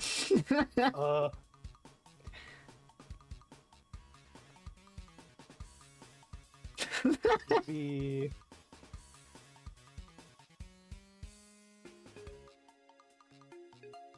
Alright, let's keep partying. There was some commotion up here earlier. That guy flipped your bed over this balcony and you fell in the water like 1,000 feet below. You had to climb all the way back up, sopping wet. You think he said something about English? You don't see any sign of the rival mob boss, though. You'll have to investigate. You might not have much time to find him, though. The sun is setting on the horizon.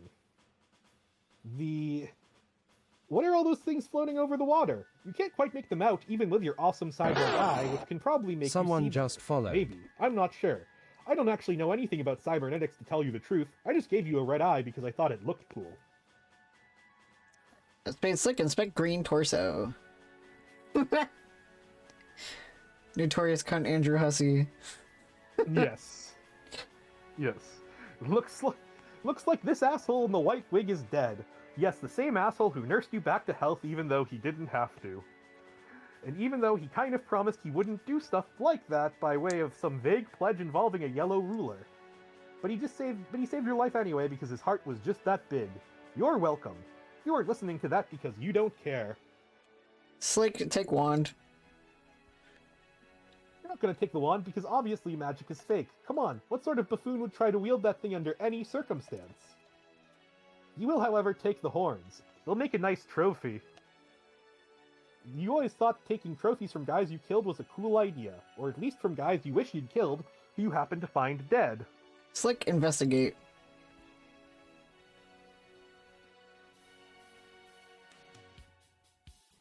This appears to be the murder weapon. Looks like English was the triggerman, then ditched the weapon by the body for some reason. You've never seen the guy, but you heard he carries a big overpowered gold machine gun. Pretty garish in your view. The man has no subtlety whatsoever. You and he sure have different styles when it comes to running an organized crime outfit. You honestly think he might be some sort of huge man-child, and honestly, I think you might be right. Slick, equip.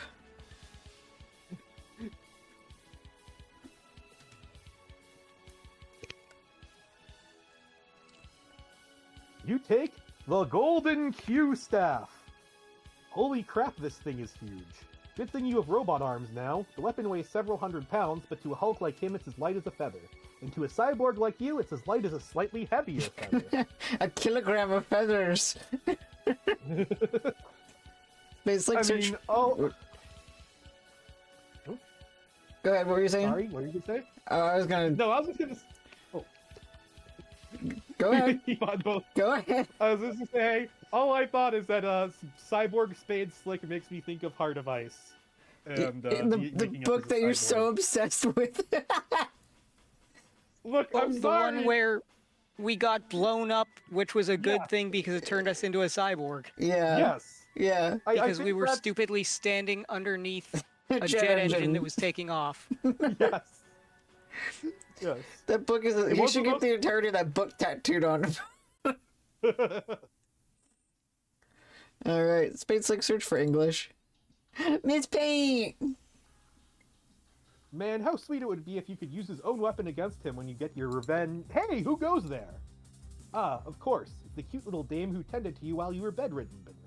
Her soup was so delicious. Well, what are these dumb horns doing on your head? Those don't belong there. You toss them on the ground and stomp on them nonchalantly.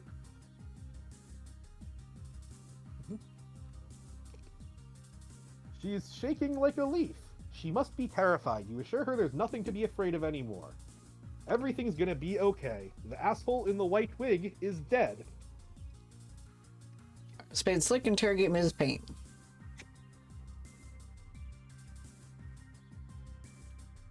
Now that you've settled her nerves down, which you haven't actually, you ask her where the guy who did this went. She says she doesn't know. She's been in hiding since he smacked her since he smacked her across the face with his cane. You say he did what? Why, Iolana? She says she thinks he's probably gone now. You say, oh. Any idea which way he went?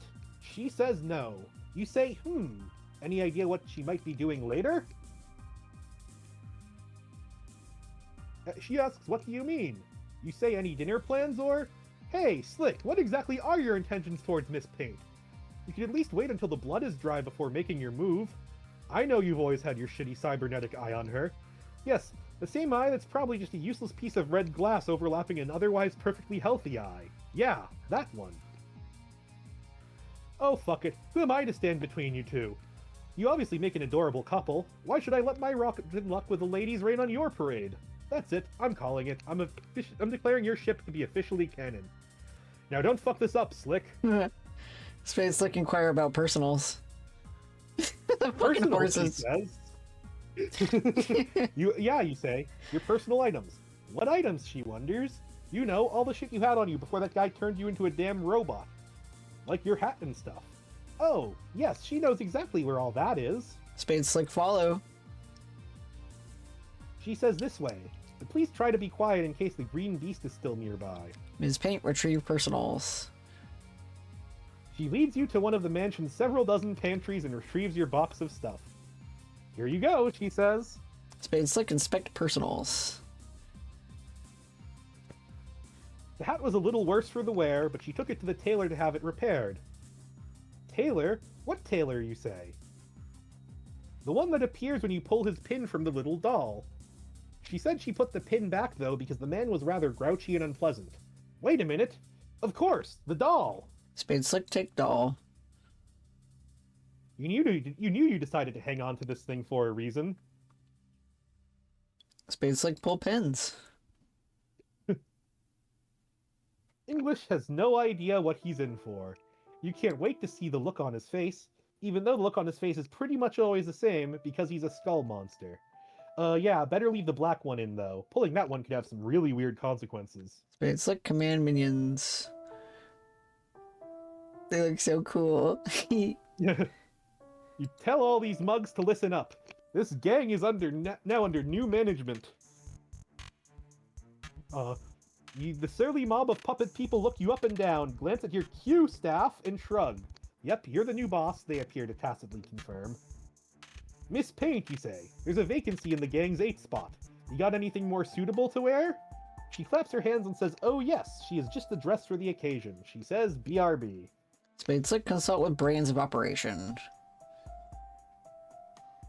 You say, hey you, wise guy in the maroon hat. What was his name again? Some weapon shaped like a 7. Boomerang? No, that wasn't it. Your memory's failing you. Might have taken one blow to the head too many when that universe exploded. Hey, why did that universe explode again? Can't recall for the life of you. Crowbar. What? Crowbar's his name, the guy says. Oh yeah, that's right. Now you remember, you used his crowbar a while ago to smash a priceless clock to pieces. You have his crowbar, he asks? No, you lost track of it. Any idea where it is? No clue, you say. Damn, he says. You ask him how they can get out of here. Go somewhere to regroup and make some plans, hatch some schemes, maybe draw a map or two, preferably in a hideout. He says he can lead you back to one of the gang's old haunts. You say after you then. He says, hey, yeah? What happened to the old boss, he wonders. Is he dead or something? You say none of your damn business. Now get moving. Crowbar lead gang back to hideout. Through here, Crowbar says. Hey, what's this thing, Clover asks. Nothing, you say. I think the idiot who used to live here was doing some sort of science experiment. Pretty much, Miss Paint says. Don't touch it, you say. Could be a death trap. Clover pulls his hand away quickly. He looks worried. Di asks if he can have his doll back. You say, of course not. Shut up. He looks crestfallen. Spade Slick go through 5th wall. Homestuck.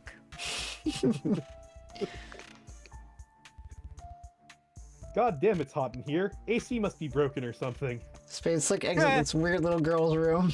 I love that Arthur is there with them. Now, Yeah. if you don't get the joke there, Nepeta is a beloved character, and Hussey loves making fun of the fact that she died unceremoniously at the hands of a clown. And her username was Arsenic Catnip AC. See, Oh, So, yeah, okay. it's I kind of guess that is one of the problems coming in with me just reading this and not having been exposed to the fandom, with the exception of the baby is you. yeah.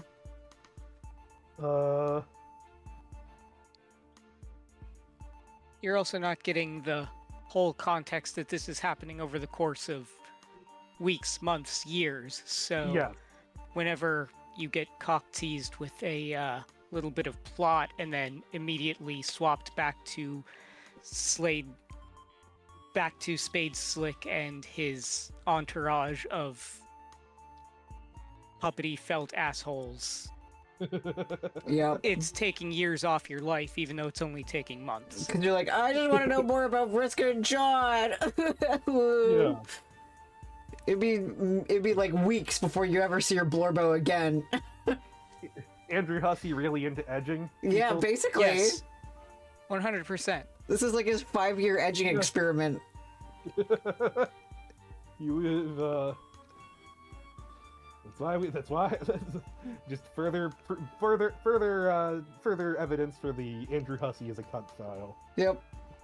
You leave Damara's room and great Caesar's stab wound. What is even going on here? Crowbar, where the hell are you leading us, you ask? He says it's the Doc's old apartment. Really posh digs. Primo location, too. At least it was before the universe exploded. Why are there giant holes in the walls through which can be seen an abundance of blinding green plasma, you inquire? He says because the apartment is now floating somewhere inside a huge sun. A sun, you say? Well, shit. No wonder it's so hot you could cook breakfast on your cranial plates. Hiding out in the middle of a big sun doesn't sound like a real tenable predicament, does it, Crowbar? No, boss, he supposes it does not. Sounds like it's actually kind of a shitty predicament, doesn't it, Crowbar? Yes, boss, he supposes it does. A predicament defying any sense of reason, safety, physical comfort, and most laws of science, probably. He wouldn't know about that, boss. You'll have to ask a scientist. You got a sassy mouth on you, Crowbar, you say to Crowbar. A real sassy mouth. He says if you don't want to stay, that's fine. There are contingencies in place. Contingencies, you say? He says Doc's suite had an emergency exit through which the gang could flee through whenever things got too hot to handle. Circumstances, he says, which never once presented themselves until now in the most literal way possible. Yeah, you say, because of the sun. Yes, he says, because of the sun. Well, what are you waiting for, Crowbar? Keep leading the way. Crowbar, keep leading the way.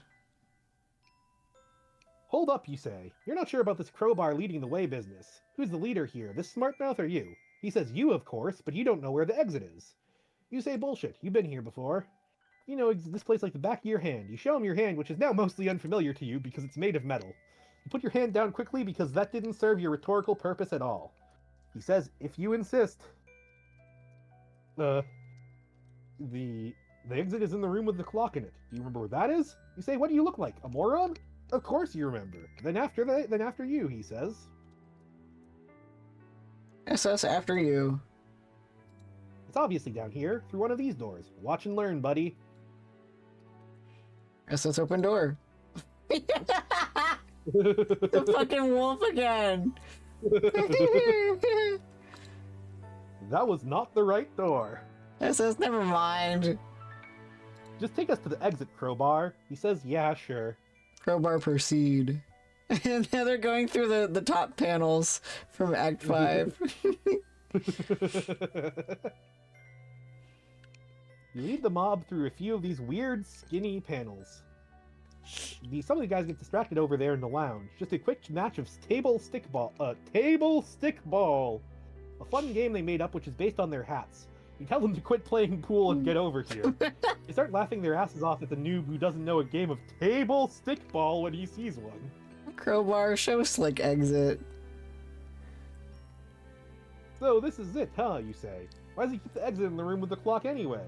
Crowbar says the exit's in the room with the clock because the exit is the clock.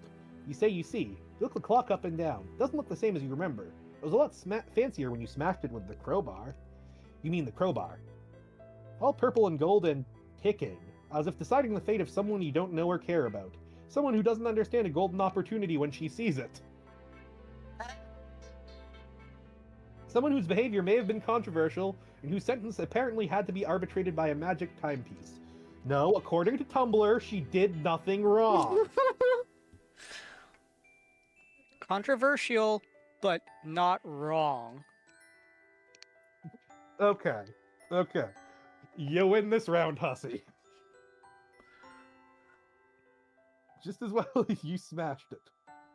That way, no one could outsource their judgment to the verdict of a stupid clock. Yes, you definitely thought all that now. Wait, what happened to the pendulum? The ball thingy, you mean. Crowbar says it broke. You see. Alright. Anyway, none of that matters now. How are you supposed to exit through this thing? Guess you have to open it? Yes, he says. How, you say? He says, oh, you know. If only they had a tool with which to pry. Perhaps a tool which is notorious for its prying ability, which also happens to be its sole purpose? You wouldn't happen to know where such a tool might be, would you? He asks.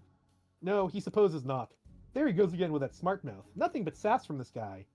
You're starting to miss your old right-hand man. At least when he got sick of your shit, he would just turn around and light a cigarette.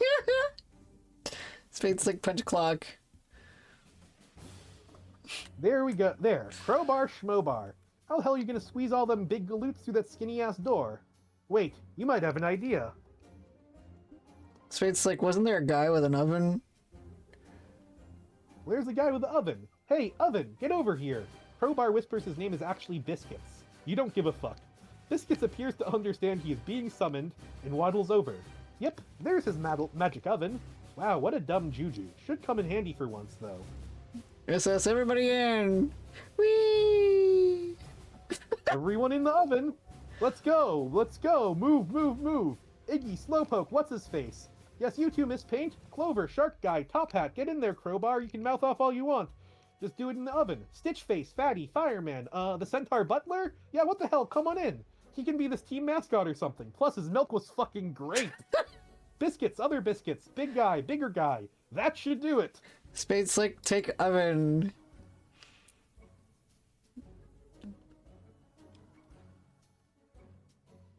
You pick up the 13 of Stars card. What? Cards don't go up to 13. Stars ain't a real suit either. These guys really are a bunch of whack jobs. Whatever, you'll just slip it in the deck. Time to go. So Spade Slick, wait, before you go.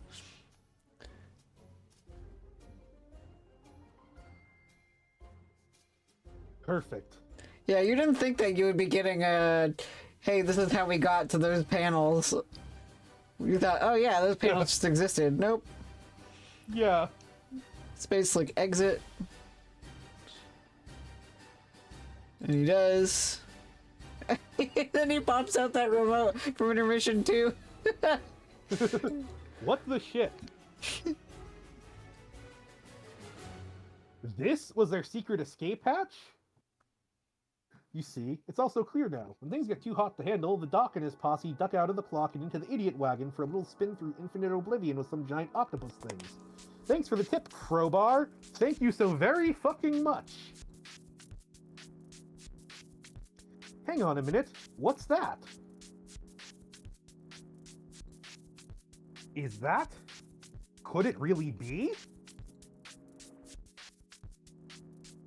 You don't need a fancy robotic eye to tell you what that is. You know exactly what that is. It's the fucking jackpot. And we have a sound effect.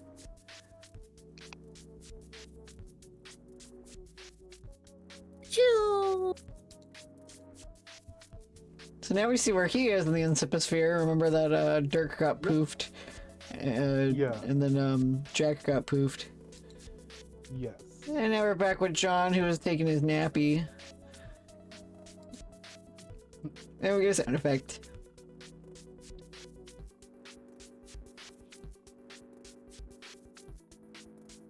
Zap. And now we're in the desert. Another sound effect. Zap. And then he looks up at the station, and he goes away with a sound effect. Zap. And there he is in, what was that, Act 2, Act 3, when he's walking through his planet. Yep. And he appears there, sees himself. He's like, what the Sigma? He turns around and sees himself disappearing with a sound effect. Zap. And another sound effect. Boom. Right when Briscoe's arm gets blown the fuck up. John's there. Gulp. See your former crush, alien baddie crush, fucking covered in her own blood. Yeah. And then sound effect as he goes away. Zap. And when Dirk and Jake are Jake's kissing Dirk's disembodied head, who's that in the corner? It's John. If you want to do the sound effect there, Jake. Oh, yes.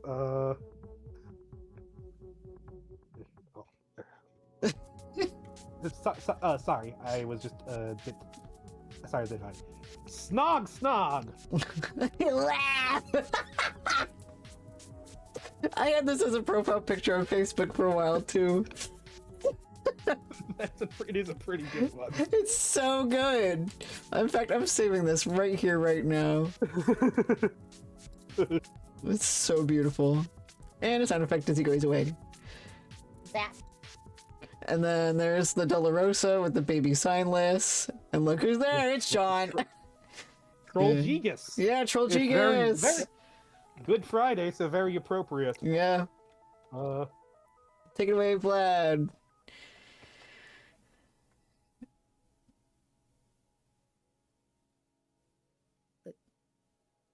Hiss. And she's still hissing. Hiss. And he goes away. Zap. There is the last free election in America. Yeah. And look at Sean with a roll as one of the ICP guys gets his head lopped off. He disappears with a sound effect. Zap. There's when John was watching Con Air for the last time. Yeah. There he is in Con Air. So sad. I need the John Egbert cut of Con Air now. Yeah, right? And he disappears with a sound effect. Zap. X6, intermission 5, intermission 6.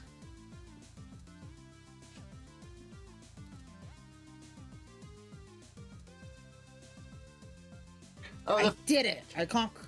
What? the file name apparently for that last one instead of Con Air, it's called Retcon Air.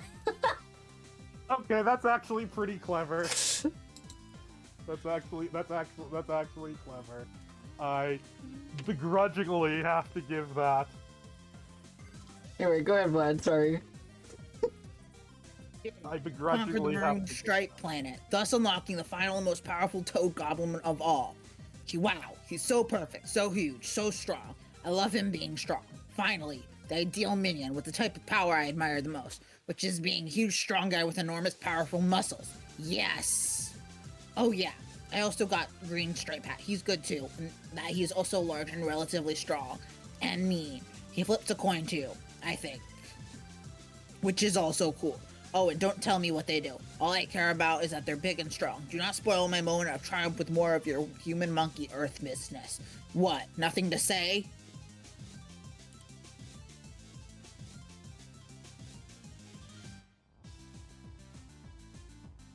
Yes, this is good. You're finally learning who's boss, and soon everyone else will too. Now I have to conquer the Black Planet. This one is a different thing from the others. My sources tell me, by which I mean the Cloud tells me, this planet has been claimed by the Black Queen herself. I will need to overthrow her to win. As is such, in a stroke of brilliant cleverness, my brain has devised an idea. I recruited Jack Noir to help set our own mutual score.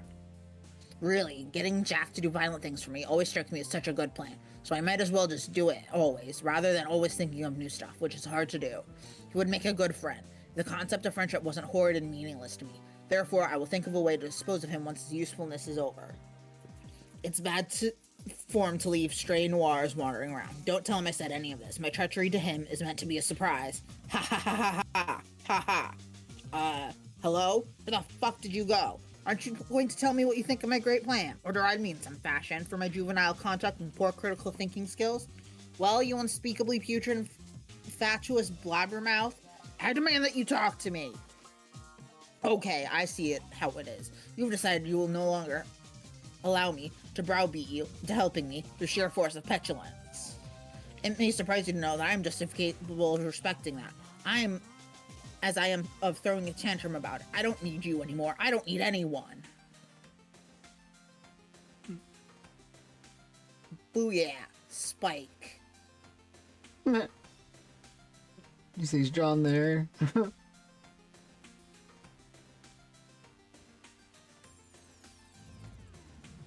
Intense stare down.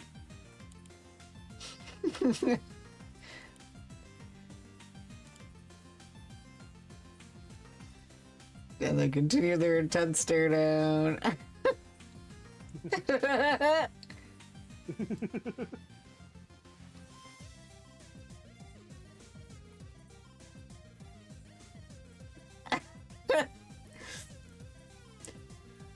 don't know if that loaded for you, Vlad, or not. Nope. This is Pow, as John is punched out of the panel. Oh, yep, and then look, you can control John.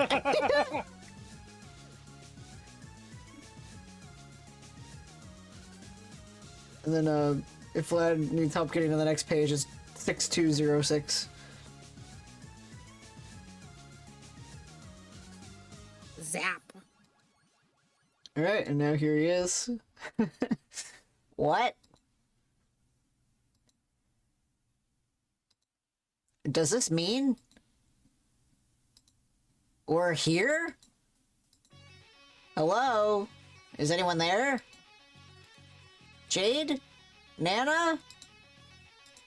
Jaspers? Dave Sprite? Regular Dave? Where is everyone? This sucks. You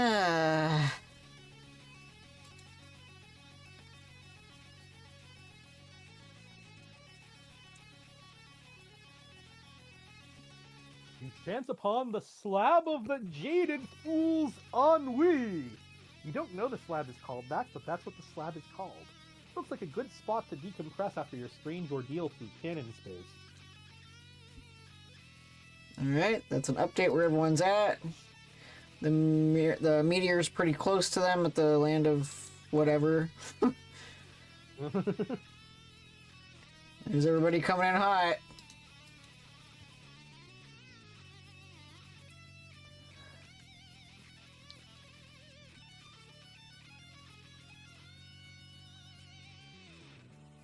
So, has anyone figured out how we were actually going to stop this meteor? Was 3 years not enough time to solve that problem? No, we haven't. Oh my god, we're still traveling at the speed of light, and we only seem to be picking up steam. I don't think that's possible, dude. In fact, I'm not sure we've ever traveling at light speed. I think maybe there's been some bogus science in circulation that we've been chumped into getting behind. What? Just saying. No, I'm just saying. We came all this way and we're going to die. I don't believe this. How could we not have thought this through better? It's like the Reckoning V2, or 3, or wait, maybe 4, if we're counting the Bepharus session. Fuck this sentence I'm saying. How could it all boil down to yet another meteor hurtling towards Skya, serving as the harbinger of our imminent demise? Except this time, we're riding the fucking harbinger, which is ironic when you think about it. We were brought into this life riding a meteor. Makes sense how we'll all go out. Man, pull it together. This thing has to have some escape pods or something. Where? I never saw any. Maybe they were being stored in the hypergravity chamber. We have a hypergravity chamber. Or I guess maybe we could just sort of hop up and, like, fly away? Why, you abhorrent column of smarmy filth. You always did know how to rub salt in the wound. What about those of us who can't fly? You know, I can't fly, and you know, it's a sore subject for me. I swear to God, this meteor needs one of those baby on board things on the back. Or like a grub instead of baby for max fidelity to the gag because trolls. I know you can't fly, dude. Obviously, I'd just carry you or something. I'd rather fucking die. Do not worry, guys. I have a feeling everything's gonna work out. Rose, shut the fuck up. Who's barking? That's Vlad.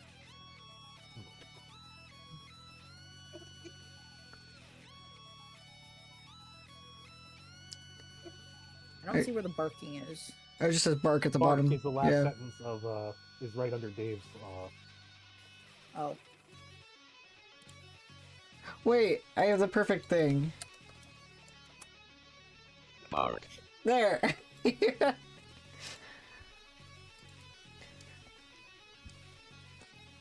Oh yeah. Bark. It was invisible. 'Cause I'm on Oh. dark screen mode. Oh.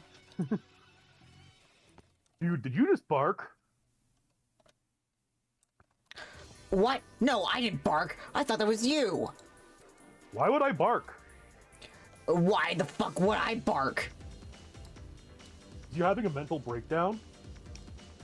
Why don't you have a mental breakdown? Go fuck yourself. Why don't you go fuck yourself? Or wait, then use your alleged time powers to make a copy of yourself and turn this audacious fantasy into a sensual reality. Nah. Bark.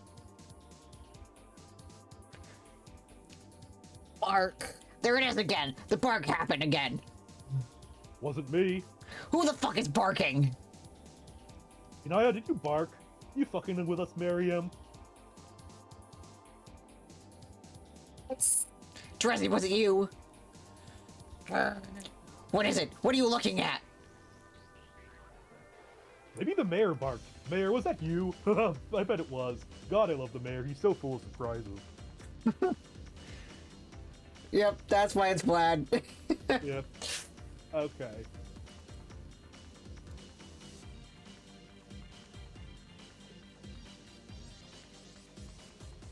Bark. Hey, guys. Oh, you can see Gamzee way in the back. Oh, yep. Yep, yeah. He's just fucking up. Oh, man. Long time no see. I love them. And some page. Really good expression.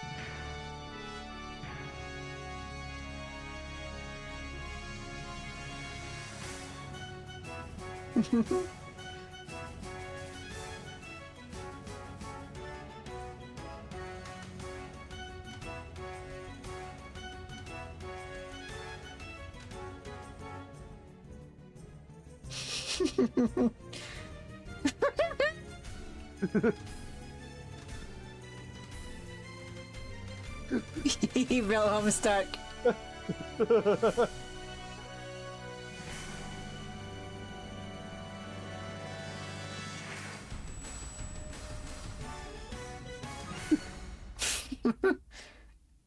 He's like, oh, gang's all here.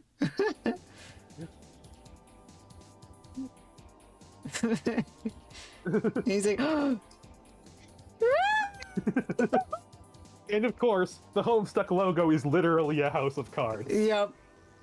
His face is so That's- cute here. Yeah. Yep, trying. Lock the dating sim. What? Oh yeah. Oh yeah. I had intended on playing Namco High later on. Namco High is included in the Homestuck collection? No, it's just We saying. have to do. It's- We have to. We could do Namco High together as a. Yeah, that's what I was gonna say. Like yeah. Namco High is not included in this, but Oh. I had intended on because it shows you like when the music is unlocked and when you can listen to specific things. But I had intended that we were gonna play through like Friend Sim and whatever, all those other ones, but. I was also intending Clone High, Namco High being among that. Cause like it's got some pretty important shit in there. I'm pretty sure that Orville wants to date the Galaga ship.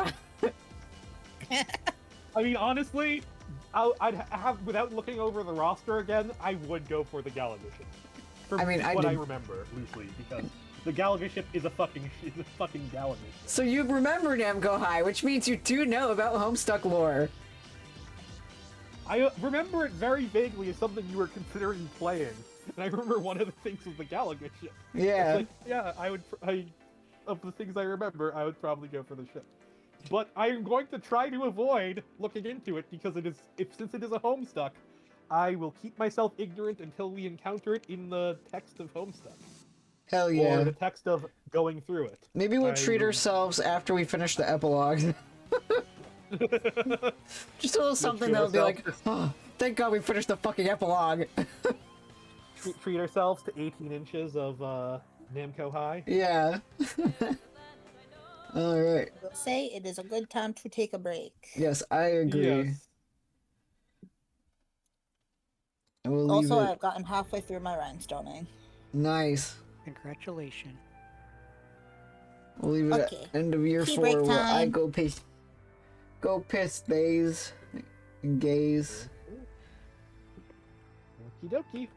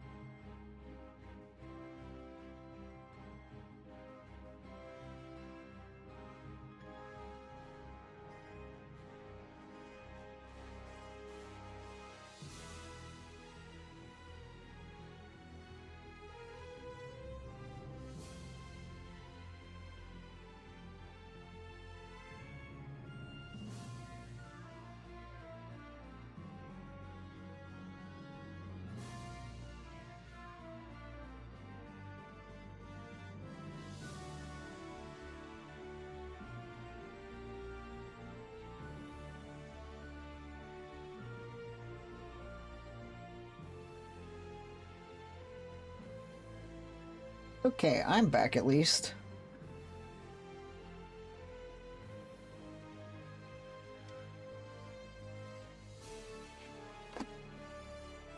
I just dropped my notebook.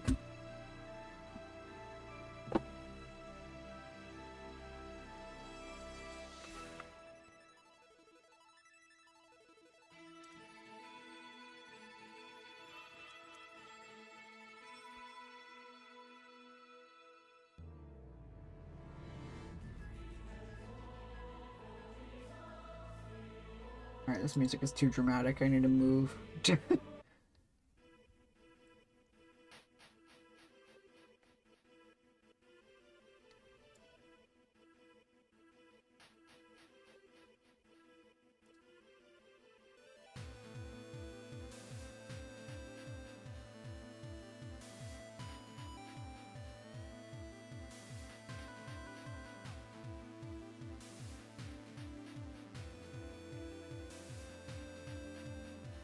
Okay, sorry about that. You're good, I'm back. Okay.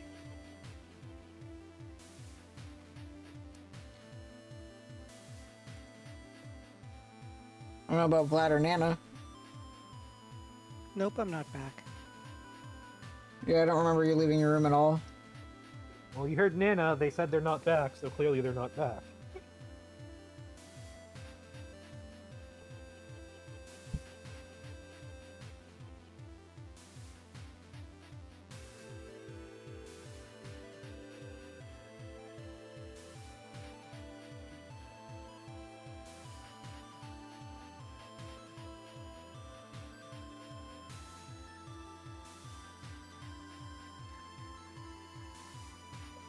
I miss Vlad. Alright, well we made it through... Oh yay! Good timing. So we made it through Act 6, Intermission 5. I realized I had to fix the title on stream. And we're gonna start Act 6, Act 6. This is the longest sub-act. Now, if you remember, Act 5, Act 2 was 1,483 pages. I want you to take a guesstimation. How long is this sub-act? Do you want to guess how long? It's longer than 1483. I'll go with 2500. Lower. 2000. Lower. I guess like 1500. Nope. 1880. Okay. I remember when you guessed how many were in Act 5, Act 2, you said like 1,500, and I was like, holy shit! But I have this written out in a way... My luck seemingly run out. Seemingly, on, yeah. that kind of guessing. Seemingly. Seemingly, yep. Luck is stored in the balls. Alright, so I do have this separated into...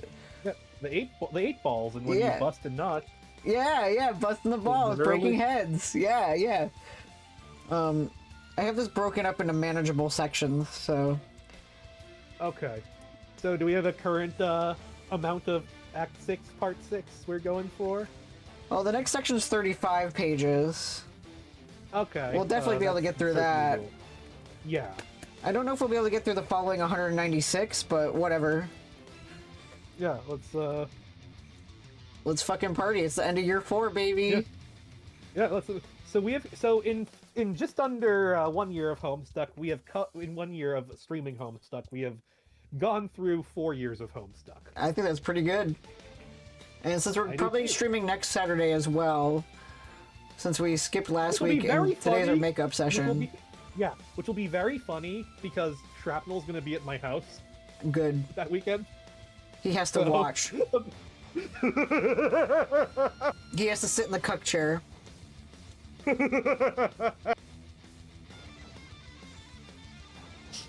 Anyway, it's time to remove disc 2. But my mom won't be home, so I can be as loud as I want. Good. Shrapnel isn't gonna give a fuck. He'll be angry if he has to watch, but he won't give a fuck that I'm being loud with character voices. Yep. Alright, so we went to go take out disc 2, and now it is being stopped. Wait, that means... Yes. Oh, good. Does Vlad want to do these sound effects here? If I'm thinking can't see correctly, that's them. perfect timing, isn't it? Oh. Look up on my screen. Stomp, stomp, There stomp, you go. stomp, stomp. Insert disc 3.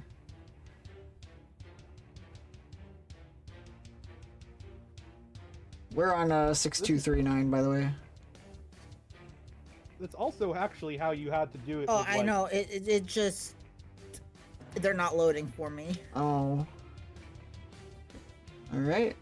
That says there is no disc 3, you asshole. The end. Or I guess Vlad would read that, but whatever. The end.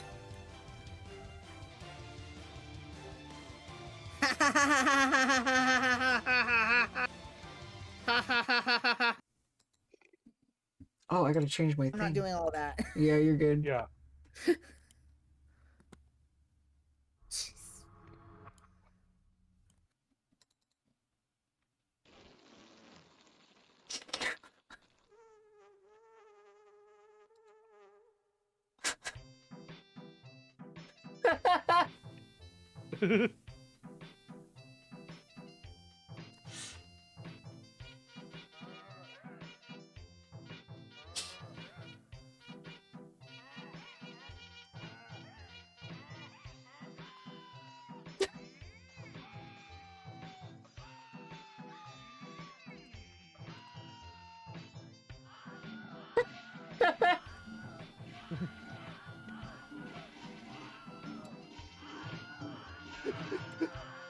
I recognize it.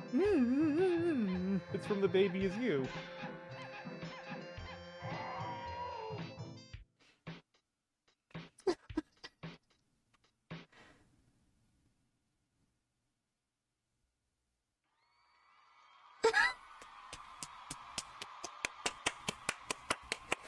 Keep in mind, this is 2 months after the last update, Yeah.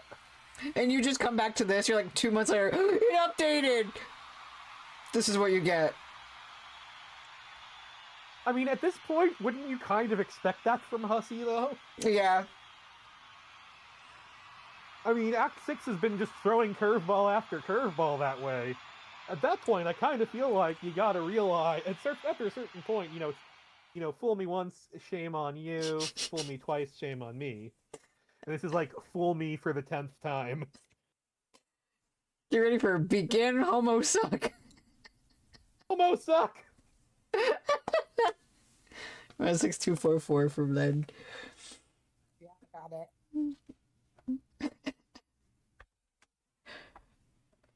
I love Homestuck. Is Vlad being the narrator here, or are we relegating Given it? that I don't mind delegating it, but since I believe it is supposed to be Caliborn, it would be since I know that you have gone through, you've had to say a lot and have something you really want to take care of, so I don't mind. Yeah, I need to get this done. Okay, so yeah, no, I'll do it. Multitasking I'll do it. icon. I don't mind reading it. A young male Homo sapien is trapped in his room. The premise is uninteresting, and everything about it sucks. Hence the title, which is a portmanteau consisting of 2 thematically appropriate words. The male is not very smart. There's something about a human birthday, and he doesn't have a name yet, and some more stupid things along those lines. All of this is irrelevant. Here is what really matters. A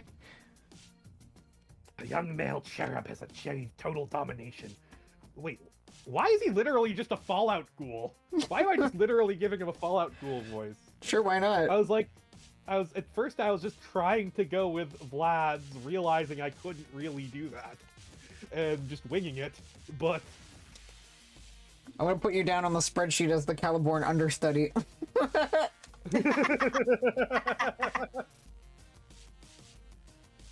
I guess all I can do is really lean into it at this point. Yep. A young male cherub has achieved total domination over his quest, thus unlocking his magic mystery planet, and therefore gaining supreme mastery over all events in reality, canonical or otherwise. He became a god tier, obviously. It was easy, involving a trivial act of self-suicide. It was not a very big deal at all. That's what happens when you're the best. You become the best thing quite casually, and off-screen, like it's not even that important. Then he started climbing the god tiers. See? Like that. He stood on that flashy thing, which may not even be literally real. With each god tier he climbed. Got a new achievement badge sewn onto his kitty camper handy sash, which may be a thing that's not literally real, like many other things, which don't seem to have literal reality, but exist anyway. Getting new badges help you understand stupid things like that better. In other words, they are mostly pointless, like Gift of Gab, which is especially useless to our hero, since there's nobody for him to talk to, except for a rude clown and all his dumb green friends. And he could already talk to them regardless, so what the fuck? The badges are all so shitty, I barely even know what to say. One of them lets you acquire objects with your bare hands, no capsulogs required. Wow, it's a dream come true. There's another one, and I'm not joking here, that grants you the ability to have non-awkward personal relationships. I wish I was making this up. I really do. But there was one badge he got. That was not a pitiful waste of his time. A skeleton key badge. Having this badge meant that he could automatically unlock any lock he wanted to, including all the contraptions on this planet, allowing him to officially and permanently assume control of. A property of his experimental continuum which I have reason to believe is called the narrative. And due to his unquestioned supremacy over a lot of things, he is now able to commandeer this enigmatic medium, while totally unimpeded by the ghostly voice of a sarcastic douche. In my dream, I am this cherub. I mean, he's not wrong about Hussey being a sarcastic douche. I love this close-up, it's good. It's me. And as it happens, my dream is a fact. I have taken over this story, and I will now retell it according to my understanding and level of interest. I will additionally provide an honest and brutal critique of the events and the way they have been shown by utilizing the most potent weapon anyone could ever hope to allocate to his specimens. It is the weapon of satire. Oh my god, this is going to be so great. Has anyone ever done anything like this before? I doubt it. All I have to do is keep working the magic with my fucking computer pencil. Yes! Drawing is easy. Don't let anyone ever tell you it isn't. You work hard and hone your craft and ignore the haters until you are in the zone. Now excuse me while I draw a shitty room. You know what? As long as it's not AI slop, I appreciate his art.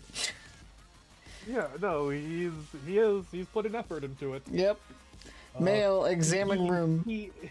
He may have an overinflated opinion of himself, but he is at most the second most egotistical character in the series. Yep. And honestly, like with worst character in the series, I might want to say that Hussey just occupies 2 slots on any list of any negative trait. Yep. Alright, male, examine room. You examine your shitty room. You are the male. I'm calling him you for some reason. This is how this idiotic adventure goes usually. The guy on the screen. That's you. It's like it'd be like a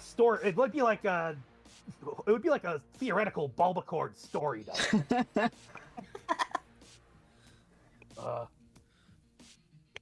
Confused yet? Haha, it only goes downhill from here. Prepare to be frustrated and angry as more things happen. Male, do some stuff. You fuck around heartily. Again, by you I mean him. I know it is counterintuitive, but I'll keep saying he's you because of my artistic license. The you male fucks around a lot like this. Bouncing around and jittering, wasting time. But the secret is that it's actually me fucking around. I move this guy around like a puppet with my imaginary hands. See? Male, go open that chest. Tell my puppet what to do by typing orders in the thing while pretending that you are typing them. It is disingenuous ruse at best to make you believe you are guiding my puppet, while also bizarrely insisting that you are the puppet by calling him you. I unsuccessfully strive to immerse you in an experience that no one with a brain could ever conceivably wish to participate in regardless. But in the end, the joke of it all is, it's just me telling myself what to do with my puppet, and then doing it. You will agree that this is the height of creative self-indulgence. In fact, for me to even be mocking the practice almost feels incestuously masturbatory. Even though that is a redundant phrase for cherubs. Male, hide inside chest. It was a sound effect. Oh, yep. Beep, beep, beep, all aboard the idiot wagon. This is the kind of thing that happens almost every screen, as opposed to accomplishing things that are important or make sense. Let's take note of the fact that I am slamming this tendency and move on. Mail, Shrapnel go. would really love this part. Right? He would. Homestuck makes fun of itself. No, he wouldn't, because he would say that it doesn't deserve to make fun of itself. No, you're right. You're right, though. That is true. That is how Shrapnel operates. He has to come up with a reason why But the everything thing is is- either 100% good or 100% bad. This is There can't how just he would be- make fun of it. He would literally reinvent the wheel just like this. What? Wait. We thought he was Carcat, but he was Caliborn all along. Oh man, the car cat ruse was a distraction. All right, Mail, go over there. Okay, you go over there. You stand there and nothing happens. God damn, I'm good at this. Mail, do a dance on the shape. You get on the shape and I make you do a dance. I use the principle of animation to put movements in motion, somehow. You notice by now my storytelling genius.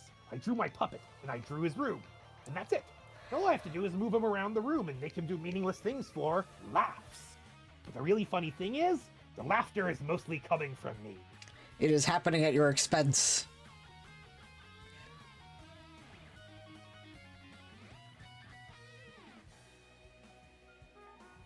Smoosh, bonk, duh.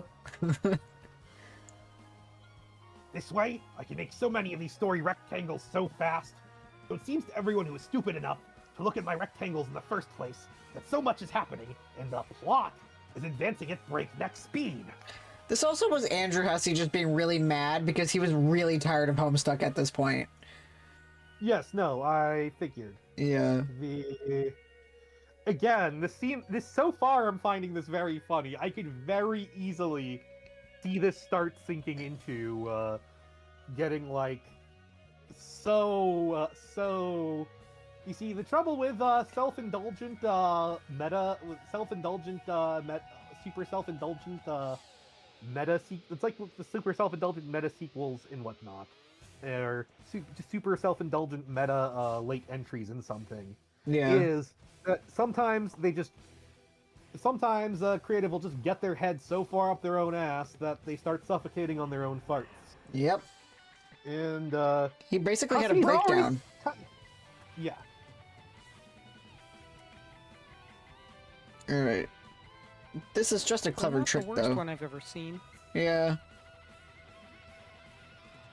I mean,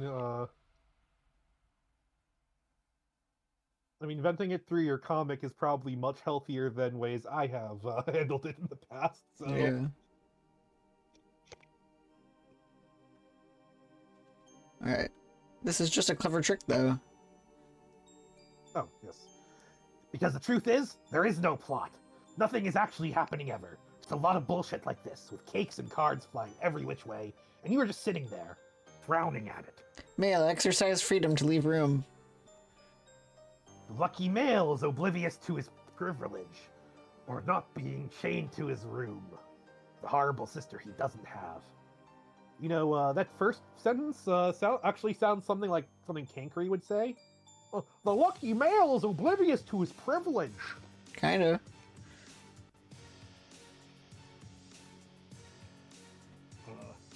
The advantage makes him way too overpowered, and therefore he is what some refer to as a human Mary Sue. This makes him less sympathetic and gives you another reason to actively root for his death. He goes downstairs and you think, aha, this is it. Something important is happening, but your observation is just another brainless fallacy. The thing happening here is just as pointless as everything else.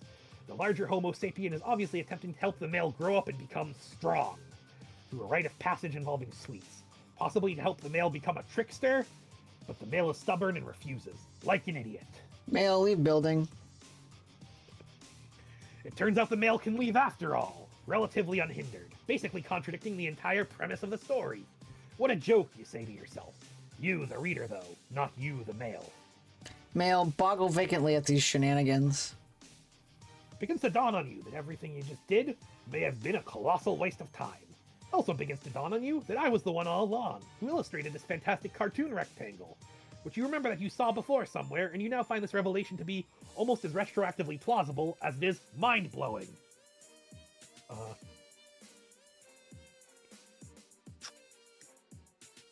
It brings to mind a famous quote from a celebrated poet of yore. I think it goes like, well, shit, that's a hell of a mystery. No one thought it was a mystery and didn't really need solving. But damn if it didn't just get solved, so nice work. Cherub Shakespeare, probably. I am almost certain Sheriff Shakespeare said that. Look at the Google. Oh my god, because of Google eyes. In the interest of full disclosure, though, when doing fine art, sometimes it's paste it cheap and find things that are hard to draw on the internet, where they're already there for you. This can save time and make you appear to be better at things than you really are. Take this advice to heart if you want to be as successful as me. Not going to happen, by the way. Anyway, back to the story. After an endless parade of unamusing and inconsequential events, finally something happens. You will find this is customary for this tale. Lots and lots of stupid, unimportant things happen. Finally, out of nowhere, a stupid, important thing happens. Meteor appears without explanation. It is headed directly for the male. There's nothing he can do but accept his fate. Look, he does not even try to flee because he is an ignoramus. Male get murdered by explosion. With a sound effect. You, he, are thoroughly murdered by the explosion. You didn't live glad to the sound effect. Boom. There you go. You, not him, are stunned and yet underwhelmed by the moment of anticlimax. As you continue to boggle vacantly, you reaffirm your suspicion that nothing you did just mattered at all. Confirm the kill.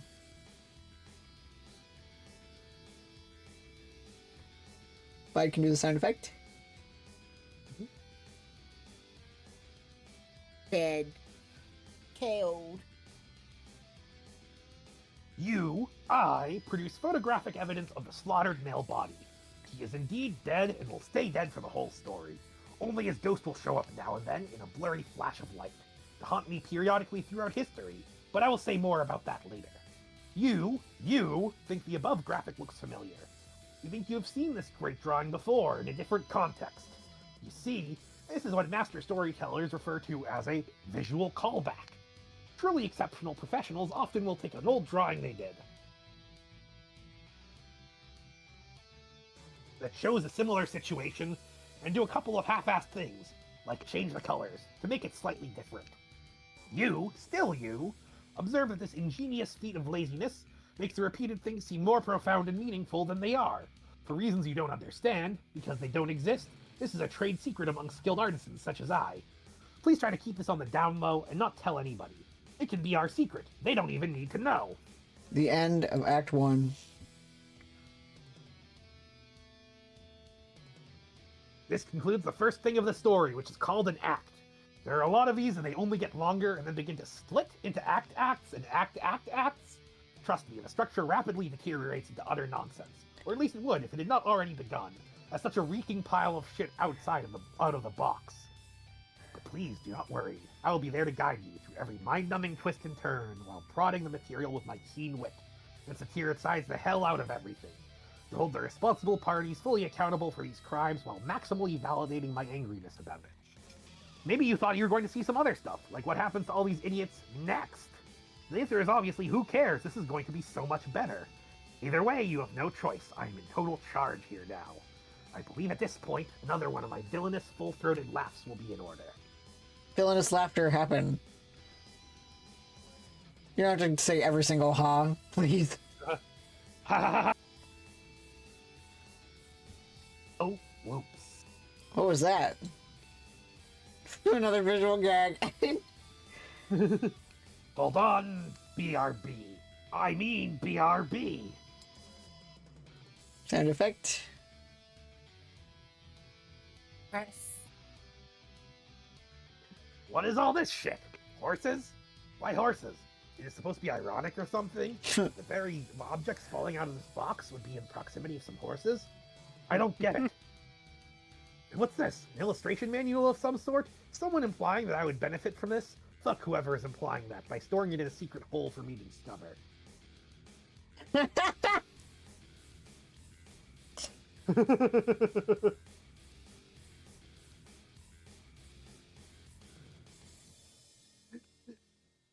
Christopher Hart. Yep. The Who is this extravagant bitch? Is she partly a robot? Sort of like me? Oh, she seems to be an artist too, also like me. Did she draw herself? I don't see how that's possible, considering she is fictional, as well as a girl. Some other very skilled draftsman must have drawn it, but how did he make it look like she is coming out of the paper? When I turn the book, the image stays flat and the illusion is exposed. I wonder if the sorcerer of this so-called manga reveals the nature of his wizardry inside the tome. Why is the friendly bitch looking at me like that, with the large glassy eyes and shiny face? It's making me have weird feelings in my body. I have to put this down. Andrew Hussey in the back. I think that's so funny. What? The A6A6 Super Cartridge Expansion Pack. Sweet new features. Sweet because it's candy. Yeah. Yeah, you can read that. In your regular narrator voice. Oh, yes. Uh-oh, it seems you have run out of game discs, and now Caliborn has hijacked the property of his experimental continuum, which he has reason to believe is called the narrative. Little does he know you recently made the shrewd decision to purchase the A6A6 Super Cartridge Expansion Pack. Just plug it into any in-universe console port to unlock a variety of exciting new gameplay features and proceed through remaining canon unfettered, while Caliborn muddles through 6 new sub-acts of infantile, subversive parody, targeting the very tale he inhabits, none the wiser. Do you have what it takes to humor this bold new storyteller, a young man in peak command over his epic struggle to produce vaguely recognizable shapes? Can you endure his ill-tempered, hyperbolic sentence fragments long enough to reach an interspersed series of sub-intermissions through which, while our new narrator pauses to gather his thoughts, our cast of quasi-reunited heroes may resume their intrepid march down toward the end of Homestuck proper? And can you keep this on the down low so Caliborn may continue to believe he has commandeered the medium absolutely, while we privately return to the narrative between his miserable tirades? It can be our secret, he doesn't even need to know. Oh, hell no. Oh, hell no. He's kind of just turning into a bridged Nappa as I continue to do this. Hey, Vegeta, Homestuck sucks.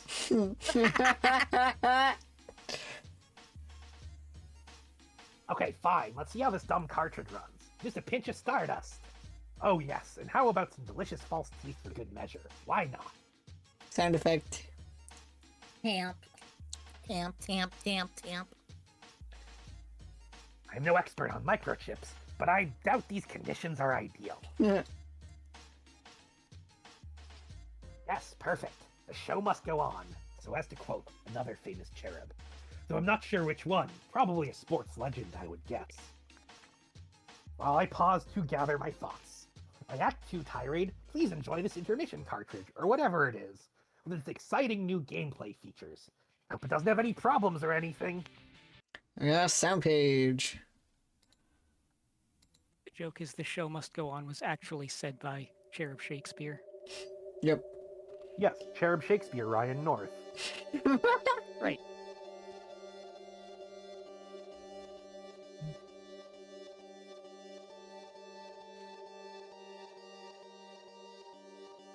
Here we go through our 35 pages.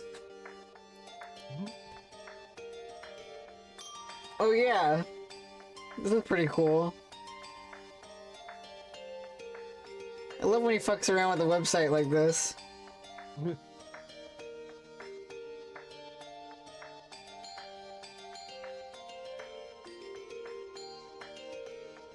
No, yeah, like these are the cute meta. These are like the cute meta things, where it's just kind of playing around with the fact that it's a mostly webcomic made in Flash, and you can just.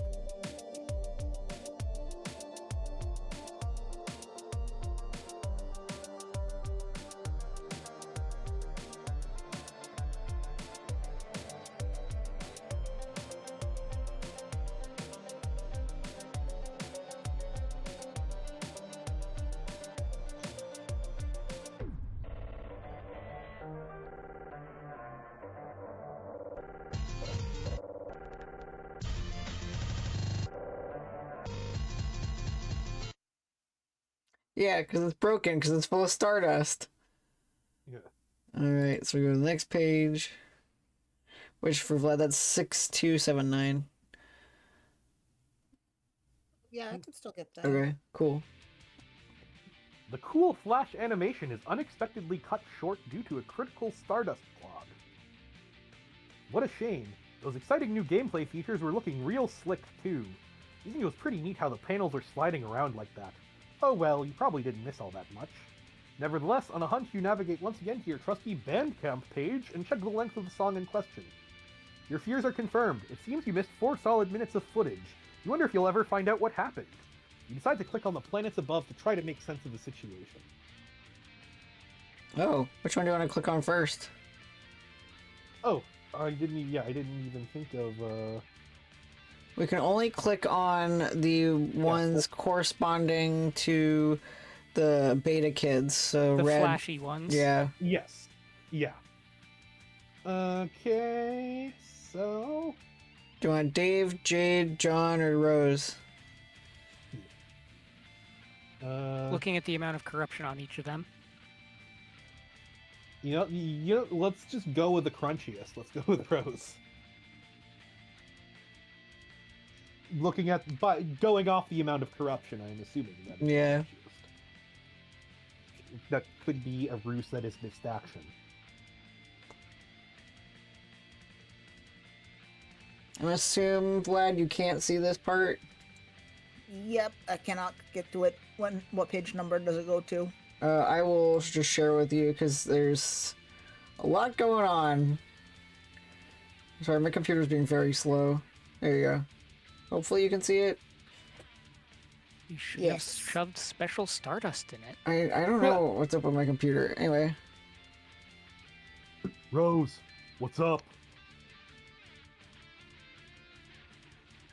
I seem to have been deposited on Lular. Yeah, so I heard. Kanaya tells me you think you know what happened. Want to give me the scoop? Sure.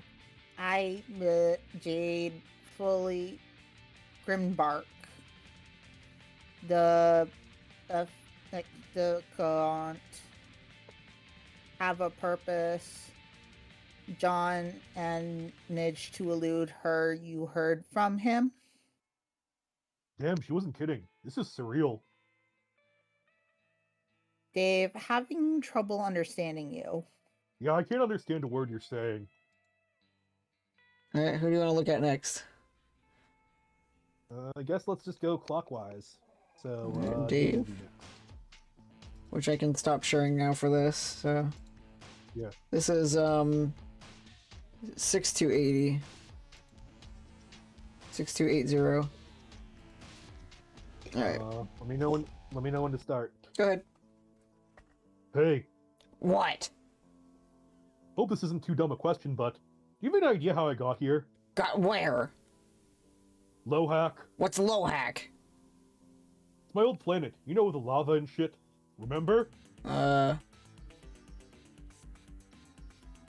It has dumb crocodiles and a stock market, or at least it used to have one. Don't know if they locked it down since it's that time I literally ransacked the entire economy. If you say so, I have more important things to worry about, like trying to remember how I got here. Where are you? I'm on a planet with the volcano. That was Jade's planet, right?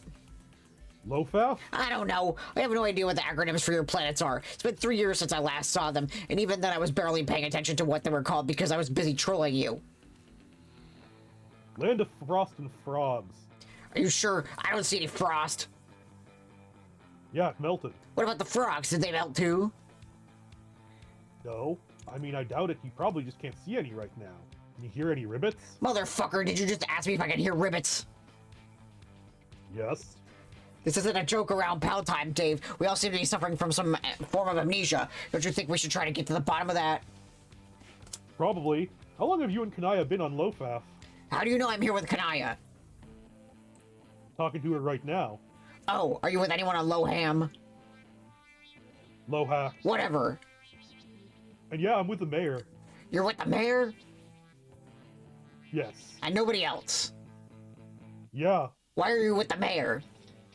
I don't know, I just am. Not that I'm complaining one bit, the mayor is always rules categorically.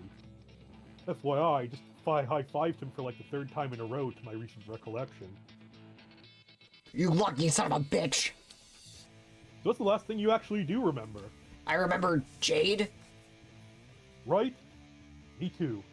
But she was like a fucking werewolf or something. Yeah, that was pretty freaky. Wait, then she zapped us to that Stonehenge place. Oh yeah, and John was there.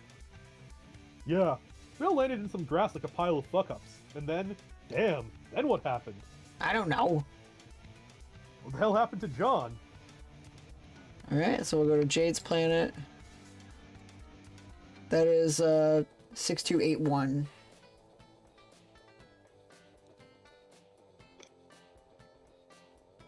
So are you just as brain damaged as we are? Who's we? Me and Karkat? Of course not, but if you're referring to the short-term memory loss we all seem to be experiencing, yes, I've got that too. Okay, so you have no idea how you got to Lofaf then. How do you know I'm on Lofaf? I'm talking to Karkat. I didn't think Karkat could remember the acronyms for your planets. Yeah, but I don't think that's the memory loss issue, that's just him being an idiot. Let's not get into that. Okay. Where's Rose? She's apparently on Lolar. Oh, what about Terezi? She's with Rose. Do they remember what happened? No, but it seems they've both surmised the missing event since we arrived. What? How? Well, they are seers after all. Friggin' seers, all making us knights look bad, and whatever you are. What were you again? I'm a sylph. What the dick is a sylph? I am on the record as once having facetiously likened it to a magical witch. Witches are already magical, aren't they? Like, by definition. Oh wait, that's the joke, I guess. God damn it, this missing time shit is making me feel dumb as hell. If it's any reassurance, you seem like the same old Dave to me. Okay, good. So what do the seers think happened? I don't know. Rose was trying to tell me, but she ceased being comprehensible. Oh god, is she still drunk? No, it's just that her words suddenly became, why don't you just talk to her and see for yourself? Okay. Well, you're right. What the fuck? Man, I can't even describe it. It's not just that her text is unreadable gibberish. I mean, it is. But, like, it's more than that. It's, like, existentially inscrutable somehow. I know, right? I think we may have a problem here. Alright, let's click John's planet. John Egbert has gone missing. Yeah. Pretty freaky. Alright, so we can click on to 6284. And look at the difference in the pages in the time frame there. Yeah. Uh, So now we can either click on Jane or Jade. okay. So I assume you want to click on Jane because she's more Yeah. corrupted. Yes. Alright, so for Vlad, that's Once again? 6285.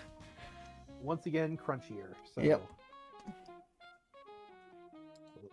The thing zooms into the circle representing Durst, and suddenly a character select screen explodes Oh. into action.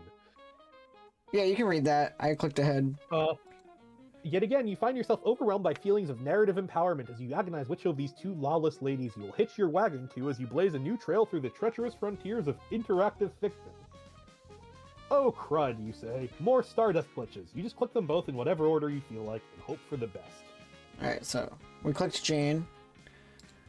She's in Durst, and there's Crunchy Jake.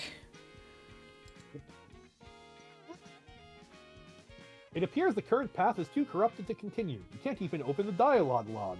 It is simply too shitty. Perhaps this part of the story will clear up a little later, and you will be able to resume this arc. Until then, no dice. Alright, so let's click Okay, so- Jade. Yep. So 6288.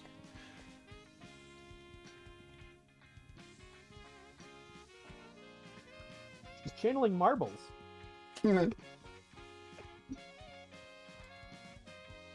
Woof.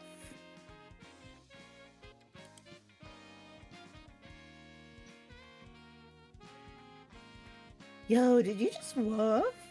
Yes, I just woofed. I see, but can you also talk in person like... But you can also talk in person language, it would seem. Yes, I can talk in person language. So why don't you say person things instead of woofs? Oh, don't worry. I will say lots of person things to you. For you see, Roxy, we have many person things to discuss. Lamau. All right. And that seems to be it. I think that's all. We click Since, on.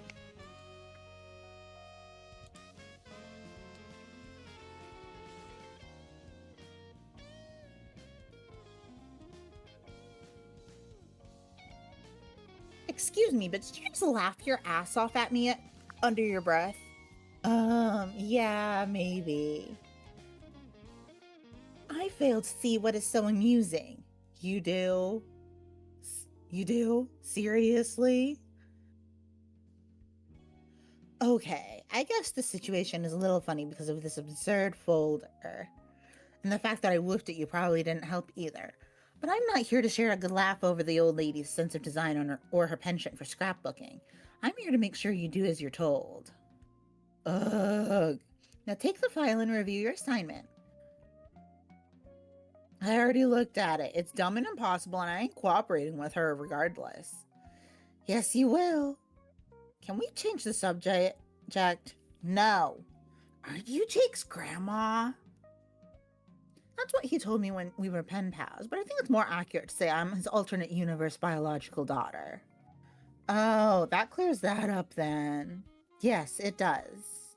Now take the damn folder. So alt granny daughter English. Why are you part dog and evil looking? Do not call me that. What? My surname is Harley, not English. But you may refer to me as Jade, or ma'am if you are feeling especially nervous and deferential. Which, as it turns out, is the way you should be feeling about me. Always. Lol. Lol what?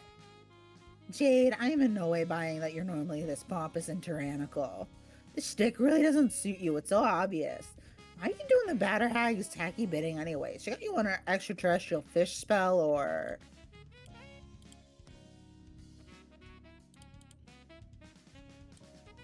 Silence! Oof. Open the file. Open it.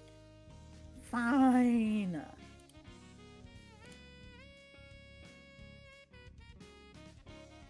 Okay, I opened it. Hey, look, it's the same shit as before. I'm supposed to make this weird knobbly spike ball appear out of nothing. Yes. Okay, got it. Let me give it a shot then. Well, still impossible. What now, ma'am? It is not impossible. Is too. You are the rogue of void. Don't you know what that means? I don't know. It means I can turn invisible and stuff, like that blonde in that crappy superhero quartet.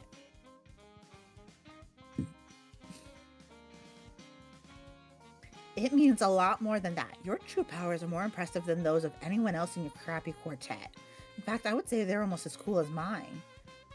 No, sure, the ability to make weird spike balls out of nothing is that cool to BH. Not just a spike balls. Imagine that your title is roughly synonymous with one who steals nothing. What do you think it means to be able to steal nothing? It means I'm like a shitty cat burglar who sets at her job. Someone just followed. Wrong. It means just the opposite. It means you can steal the essence of nothingness from something. You can rob nothingness from an idea if you put your mind to it, effectively allowing you to conjure virtually anything out of thin air. Oh my god, you can't be serious. That is way too much superpower for a dork like me to have. Grrr. Oh no. Please don't growl at me, Dog Jade. This is legit frightening. I'm sorry, but your remarks of self-deprecation made me very angry. I was once even more of a dork than you, but now I am one of the most powerful beings to have ever existed. I don't want to hear any whining about what you think you can't do. You are hereby under strict orders from myself and her condescensions to clam up and conjure that orb. Do you understand? So I'm just supposed to sit here and think about this ugly ball and twiddle my fingers or something? You tell me. Space is my racket, not void. Maybe it would help if I knew what the dang thing was. How am I supposed to steal the non-existence from a concept when the concept only exists in my mind as ugly ball?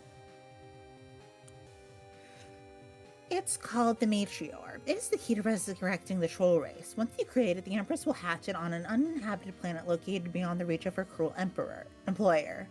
There, people will have another chance to thrive without the ever-looming threat of extinction that comes with his influence. So you see, Roxy, there is nothing noble about refusing to help. Once an entire alien race once went extinct because of a terrible monster, you can help give them a second chance. Don't you want that? In theory, I guess, but you're basically asking me to bring a lot of people back to life so they can be slaves to that witch. You want me to help make all these fresh new trolls, but then just turn them over to her? Like, here you go, have fun, snorkel bitch mega Hitler. I do not actually think I want to do that. Yes, fair enough, but here's the other thing. If you don't, I'm going to kill you. Oh no. Oh yes. A literal plurality of yeses. Seeing as you are a god tier, is very likely you will come back to life, so I can just keep killing you over and over a different way each time. Maybe I will disembowel you a few times. I will not even need to use my sharp doggy teeth. I will just snap my fingers and your delicious guts will teleport outside your body. Ew. No way. More like yum. I'll just keep on killing you again and again until you finally get tired of dying and follow your orders. Man. Evil Jade is sucky Jade. I believe you will find I'm the suckiest Jade there is. Now, we are going to be here in this cell for as long as it takes. I'm not going anywhere until you try doing your voidy thing and make something appear. Is that understood? Kind of effect. Twiddle, twiddle. Bleh, fine. Why you gotta be so awful, Jade? Really putting a cramp on us making choice new friends with each other. Oh well, here goes. All twiddling my fingers and such. Busting out the magics. Praying up a storm to the holy wizard Christ that they ain't fake. Alright, check it. One jank-ass space egg coming up. Abraca happen.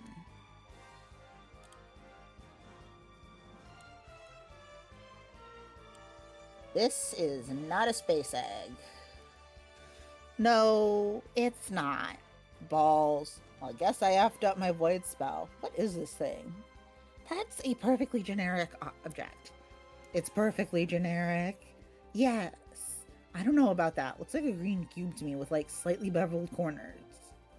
That's what a perfectly generic object is. Couldn't something theoretically be more generic than this? How?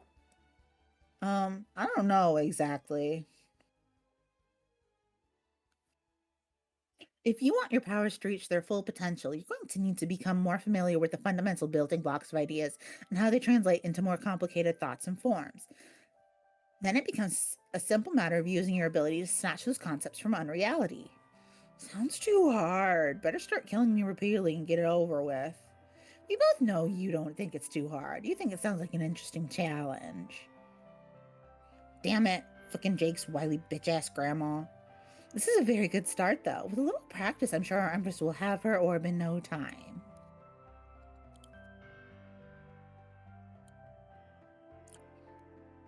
Well, at least I know if I can make a whole lot of these boring cubes if all else fails. Hey, maybe I'll build a sick fort out of them. Jade, tell me that wouldn't be so baller. It would be fairly baller. Fuck yeah. Keep trying for that orb, though. I will return in a while to review your progress. And remember, don't get any funny ideas. But pretty much all my ideas are funny. I mean, don't try to escape. Even if you are invisible, I will be able to track you down instantly. My sense of smell is very good. Now, if you'll excuse me, I have some business to attend to. What business? I'm still trying to locate my brother, but I'm having trouble picking up his scent. He's using his windy powers to obscure the trail and it's giving me fits. Windy powers, eh? Who's your bro? Woof. I mean, shoosh. That is enough questions from you. I believe you have a space egg to conjure. Mumble, mumble, egg, mumble, shove it, grumble. What? Mumble, mutter, my fat ass. Farewell, Roxy. All right. And then I think that here, where we're at the Planet Select screen, is a good time for us to end for the night. Sounds good to me. Yeah. There seems to be a pretty obvious out for Roxy in this situation. I don't necessarily know if she will realize it, and I'm not saying it would be bad writing if she didn't, but she can just steal the concept of scent and then be undetectable by scent as well. Damn. That's a good thought. All right. I need to go sleep because I have a long day tomorrow. So, I need to go ride Stone. yeah, you gotta work hard there, Okay. buddy. You're Yeah, the I backbone also of got a stream, long- as always. I also got a long day tomorrow, and Yeah. Good luck on your show tomorrow, if Vlad. yeah, good luck. And if I, Thank you. the wise thing to do would probably be to try to sleep, but I'll probably end up trying to draw or something until I get tired. Until your cat intervenes. All right, so we'll be doing more of this next weekend to celebrate the 1 year of Homestuck Yes. streams. Yes, our 1 year. We have accomplished 4 years of Homestuck in 1 year of Homestuck. Yep, and I think that's pretty cool. All right, so if you've not heard it yet, remember that we love you and we hope you have a good night. Okay, bye. Good night. And Andrew Hussey is a cunt. True.